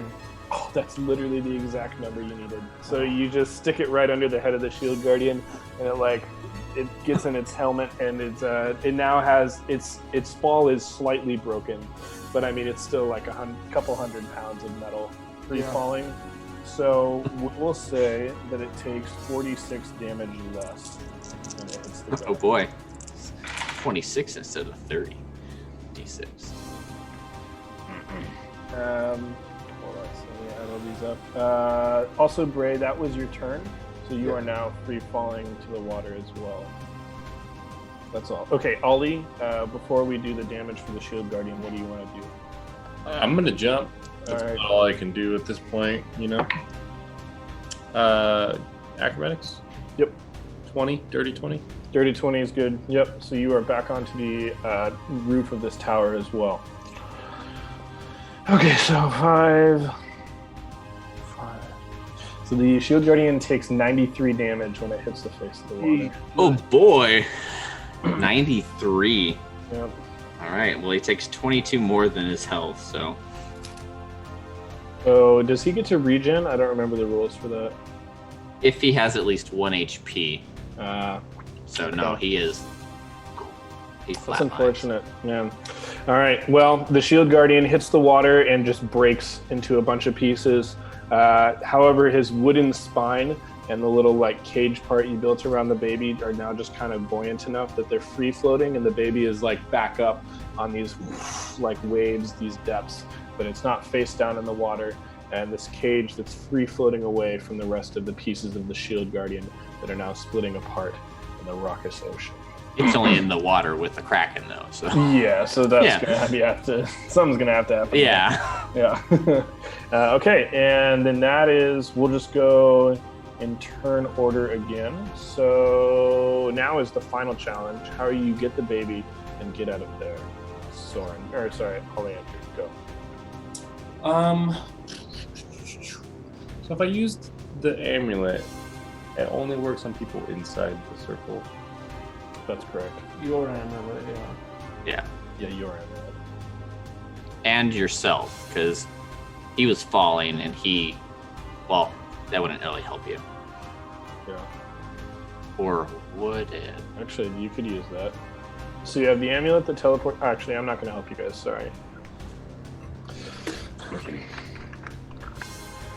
Wait, okay, so Bray is falling. The shield guardian has hit the deck. The baby was with the shield guardian. Yes, and the baby is now like on the waves, right above the Kraken. So you could, being real meta, you could essentially fall forever. So if you jump and then use the amulet, you'll teleport to the bottom of the real world tower, but you'll continue falling into the chasm. And then before you hit the water, you can use the portal again and appear back up top, continue falling into the chasm. Technically, you So the guys aren't chasm has, like, above the a- chasm. Yeah, the chasm is off to the side, and it has like a force field around it. The chasm is like a few hundred yards to Okay. the east of the tower. Yeah. Okay, never mind then. You died. Don't do that. Yeah, there's a shield. Yeah. Oh god. Oh, what the fuck am I supposed to do in this situation? And what is Soren? What are you doing right now? Well, it's not my turn. It's your turn. Right. What? So what? So I'm up top. You're up top. Bray's currently falling. Baby's in the water. And it's 150 feet down. No, I rolled 300. Jesus Christ. I'm out of fucking spell slots, frankly. I mean, not that spell slots would help us though. Right. Inflict wounds on the tower.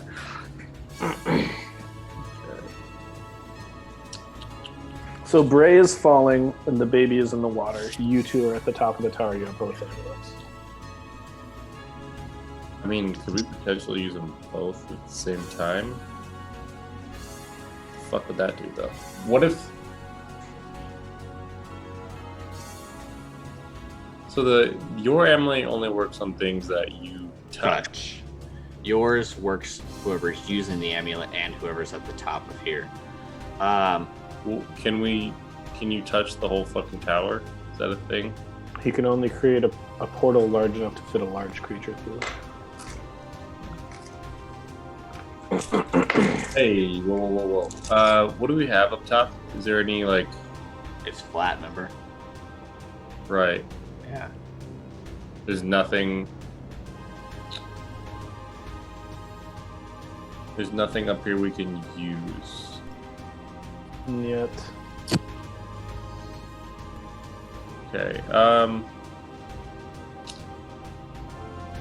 what if, and bear with me here, what if I take the other amulet, okay? I'll leave you with this one. And then I can throw down a blast charge before me to break the surface tension of the water. I mean, except Bray's gonna hit the water before any of us can do anything. Yeah, that's the hard part. Yeah. I was gonna break the surface tension myself anyway, so. It's so far down. Like even jumping to like save someone. Oh, I'm coming. None of us. Yeah. If the shield guardian can't live with a magic umbrella doing the whole Mary Poppins. It did Mary Poppins pretty well. Yeah, I'm Mary Poppins, y'all. Yeah.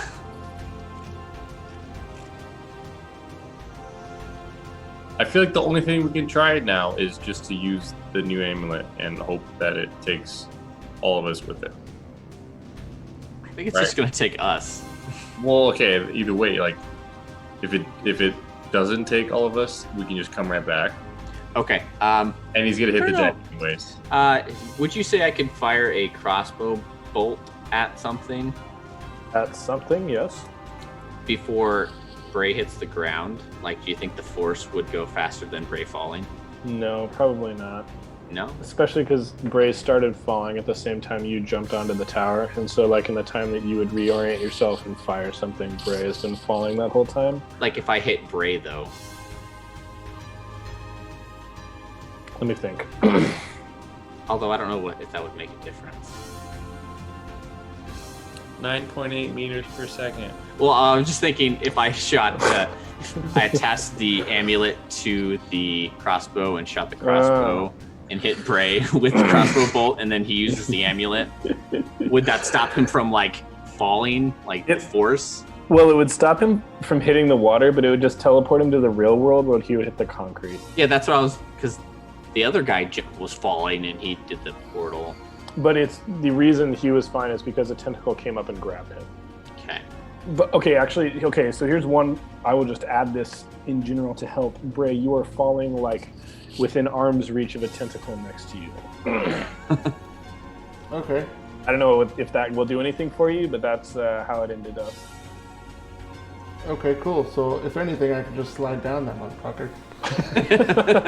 Are you rolling? Can you grab it and then wait? It's not touching the tower, so we couldn't teleport it. I'm just gonna stick a knife in. Right, but I was just saying if it like touched the top of the tower, I could teleport this Kraken to the surface. Oh, that would be dope. With you on it. That would be wild.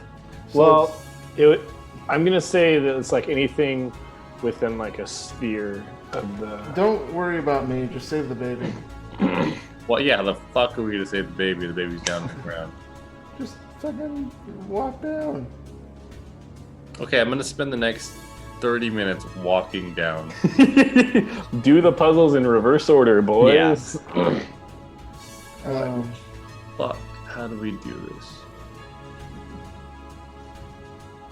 Because none of Featherfall us would be- have Featherfall. Yeah. Should have brought 3 wizards. Yeah, That's what we right? get for choosing 3 clerics, huh? I'm gonna go pee real quick while you guys do this. Okay, so hold on. Your amulet connects to the surface. Okay, and then mine. Like, the only thing so far Why- I've come up with that would work would be a self-sacrifice to get the amulet down there quick enough. Why don't you just ride the Kraken down? Yeah, but then how are we gonna? But then there's the Kraken. So what? It's like doing its own shit. And those fish things, the crab things in the water. We'll be fine. I'm at full health, honestly. I probably survived this fall. I have 9 HP left. I have 29. Listen, I think that you guys should let me take care of myself and the baby. I got it. So if you think you can get down, fine. We attach the amulet that teleports us up here and whoever's holding it. I attach it to a crossbow bolt. Shoot the door that's floating in the water. You make it down there, grab the baby, grab the amulet, pop it up, and then we're both in the up world. I love it. Watch, I missed the door and it just like goes into the water. 300 feet would be disadvantage. A what? Oh, a disadvantage. Yeah. Fuck it. Just hit something. That's pushing it. A light crossbow is 320 is the max. Okay, so Jesus. You got a better dex score, right? Though. Yeah. Yeah. better. Mine's pretty good. Okay. So we think we have a plan. Okay, I'm so excited to hear it. So Bray thinks he can get down fine without dying. Okay. There's still that door floating in the water that I threw Correct. down earlier. We're gonna attach the new amulet to a crossbow bolt, shoot it at the door. So when Bray gets to the bottom, he's gonna grab the baby, grab the amulet, and teleport us up top and him with the baby into the upper world. Okay. I think So- that can That happen. makes sense. Yeah. I'm Okay. going to stab. It just depends if he lives. Okay, sure. So I gotta shoot my shot. Okay, wait. So we'll do Bray first. So Bray, I've set the DC in my head for you to hold on to. What are you stabbing it with? My dagger. Okay, so strength check to see if it doesn't just rip out of your grasp as it stabs the side. Nat fucking 20. Yes. All right. So you like surfboard ride that bad boy. Like you stab it in the side. Now it's just like ripping down the side, and you stick your feet on it, and you're like, "Whoa, cowabunga, dude!" And so you hit the water, and now you're swimming. Okay. So I'm going to swim toward Baby Hanks. Baby Hank's is crying panically in its little baby water cage. I need to break him out of there. Okay. And what do I need to do? You really could just reach in and pull him out.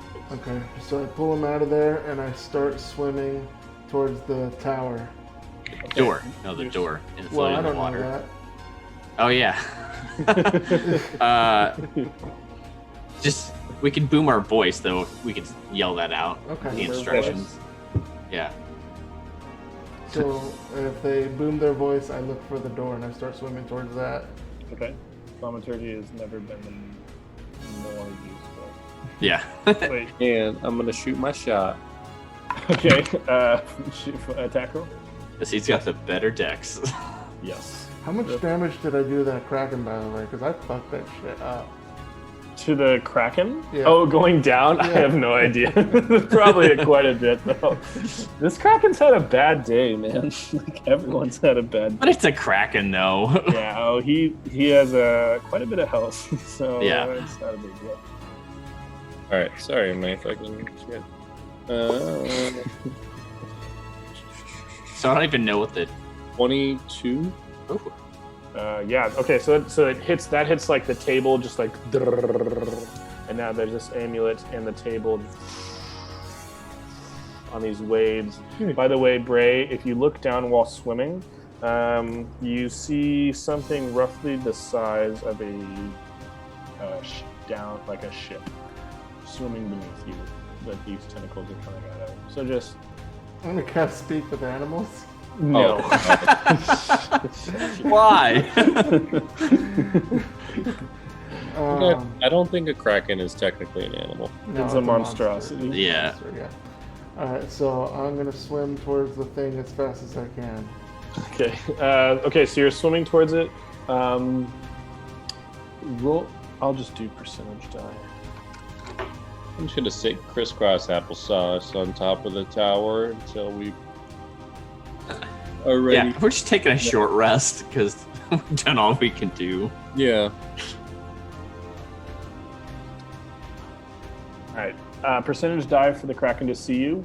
He does not. So just its eyes are turned to the tower, and more tentacles come up and are like blasting out the supports from the bottom. So as you guys are doing your meditation short rest, like the tentacles that have gone around the tower and are squeezing it are now making progress, and it's like wood is blasting out the sides, stones are falling. The top part is like staying together, but some parts of it are like heaving up, and stones are shooting into the sky. So you guys are just like, whoa. Okay, just in case I make a portal on the ground, we're Okay. just gonna like meditate around the portal. Like, yep, we got this. We got this. In case we just have to dive forward into. Okay. Yeah. Cool. And now that the portal, since the tower is going down, it's like going down in the upper world equivalent. So like the portal that you set is like going down, and you see it's now in like the second level, and now it's in the level below that. Yeah. Okay, so Bray, you've made it up onto the table, and you have the amulet in your grasp. Baby in one arm, amulet in the other. So I use the amulet. Okay, so there's a flash of light, and you disappear from Ollie and Soren's gaze, and you appear soaking wet in the sunlight. Is now the orange sunset is disappearing on the west in the streets of the chasm. And where are we? Are we just like mid, like? Oh yeah, did you guys go through the portal? Well, doesn't the big circle? Oh yeah. Oh transport us no. as well? Sorry. So they're not identical happenings. One cast doesn't do both at the same time. Oh yeah, then we go through the. Okay. Yeah. So you guys jump through the portal, and we'll say you guys appear in like 20 feet in the air in the like the one of the cat or one of those like platform crossing puzzles. So you just grab onto the ledge and like clamber back over in the upper world. Okay. And with that done, you find it safe to say that the Underdark Tower has now collapsed at this point into rubble, and the silence of the Great Lake in the Underdark, I forget what the lake was called, was disturbed and will return to silence once more. But now for y'all, you are in this tower in the upper world. Bray is on the streets with baby Hanks crying, and on the top of the tower, oh wait, no.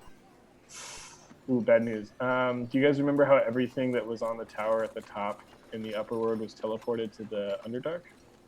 Half of it. We still got like the legs But of a dragon. Like the bottom half of a dragon is still up top of the tower. The top half is teleported to the Underdark. Hold on, so you brought the table down, and so you took the top half to the Underdark. Correct. So we And still got then- like half a dragon up there. But when you guys were teleported to the Underdark, the legs were teleported too. I thought just the top half was there. But when he used Oh, the amulet everything? to take everything there. Okay, so we use the amulet to create a portal Okay. and go in so- there, and we have to do a little construction work and excavate this.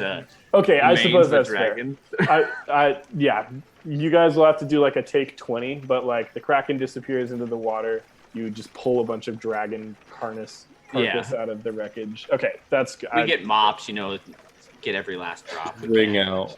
Yeah. Cool. Yeah. Boy, I sure am glad we all listened to those prophecies, huh? Well, Yeah, I well, never they even didn't have had it. portal technology, okay? Mine had something to do with Laia, and I don't know what that's about.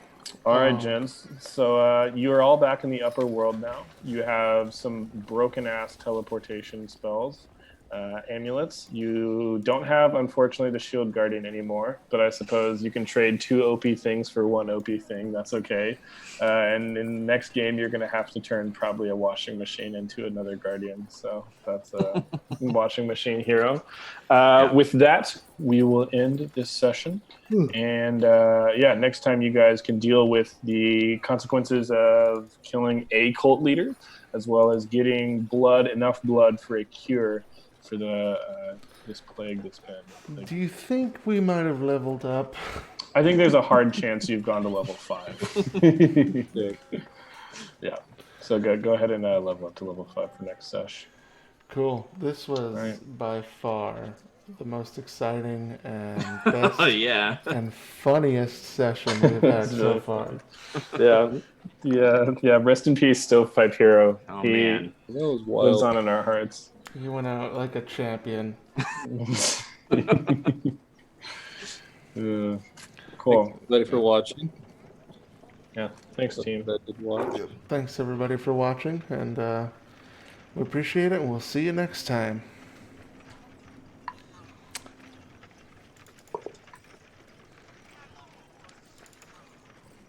Are we unlive?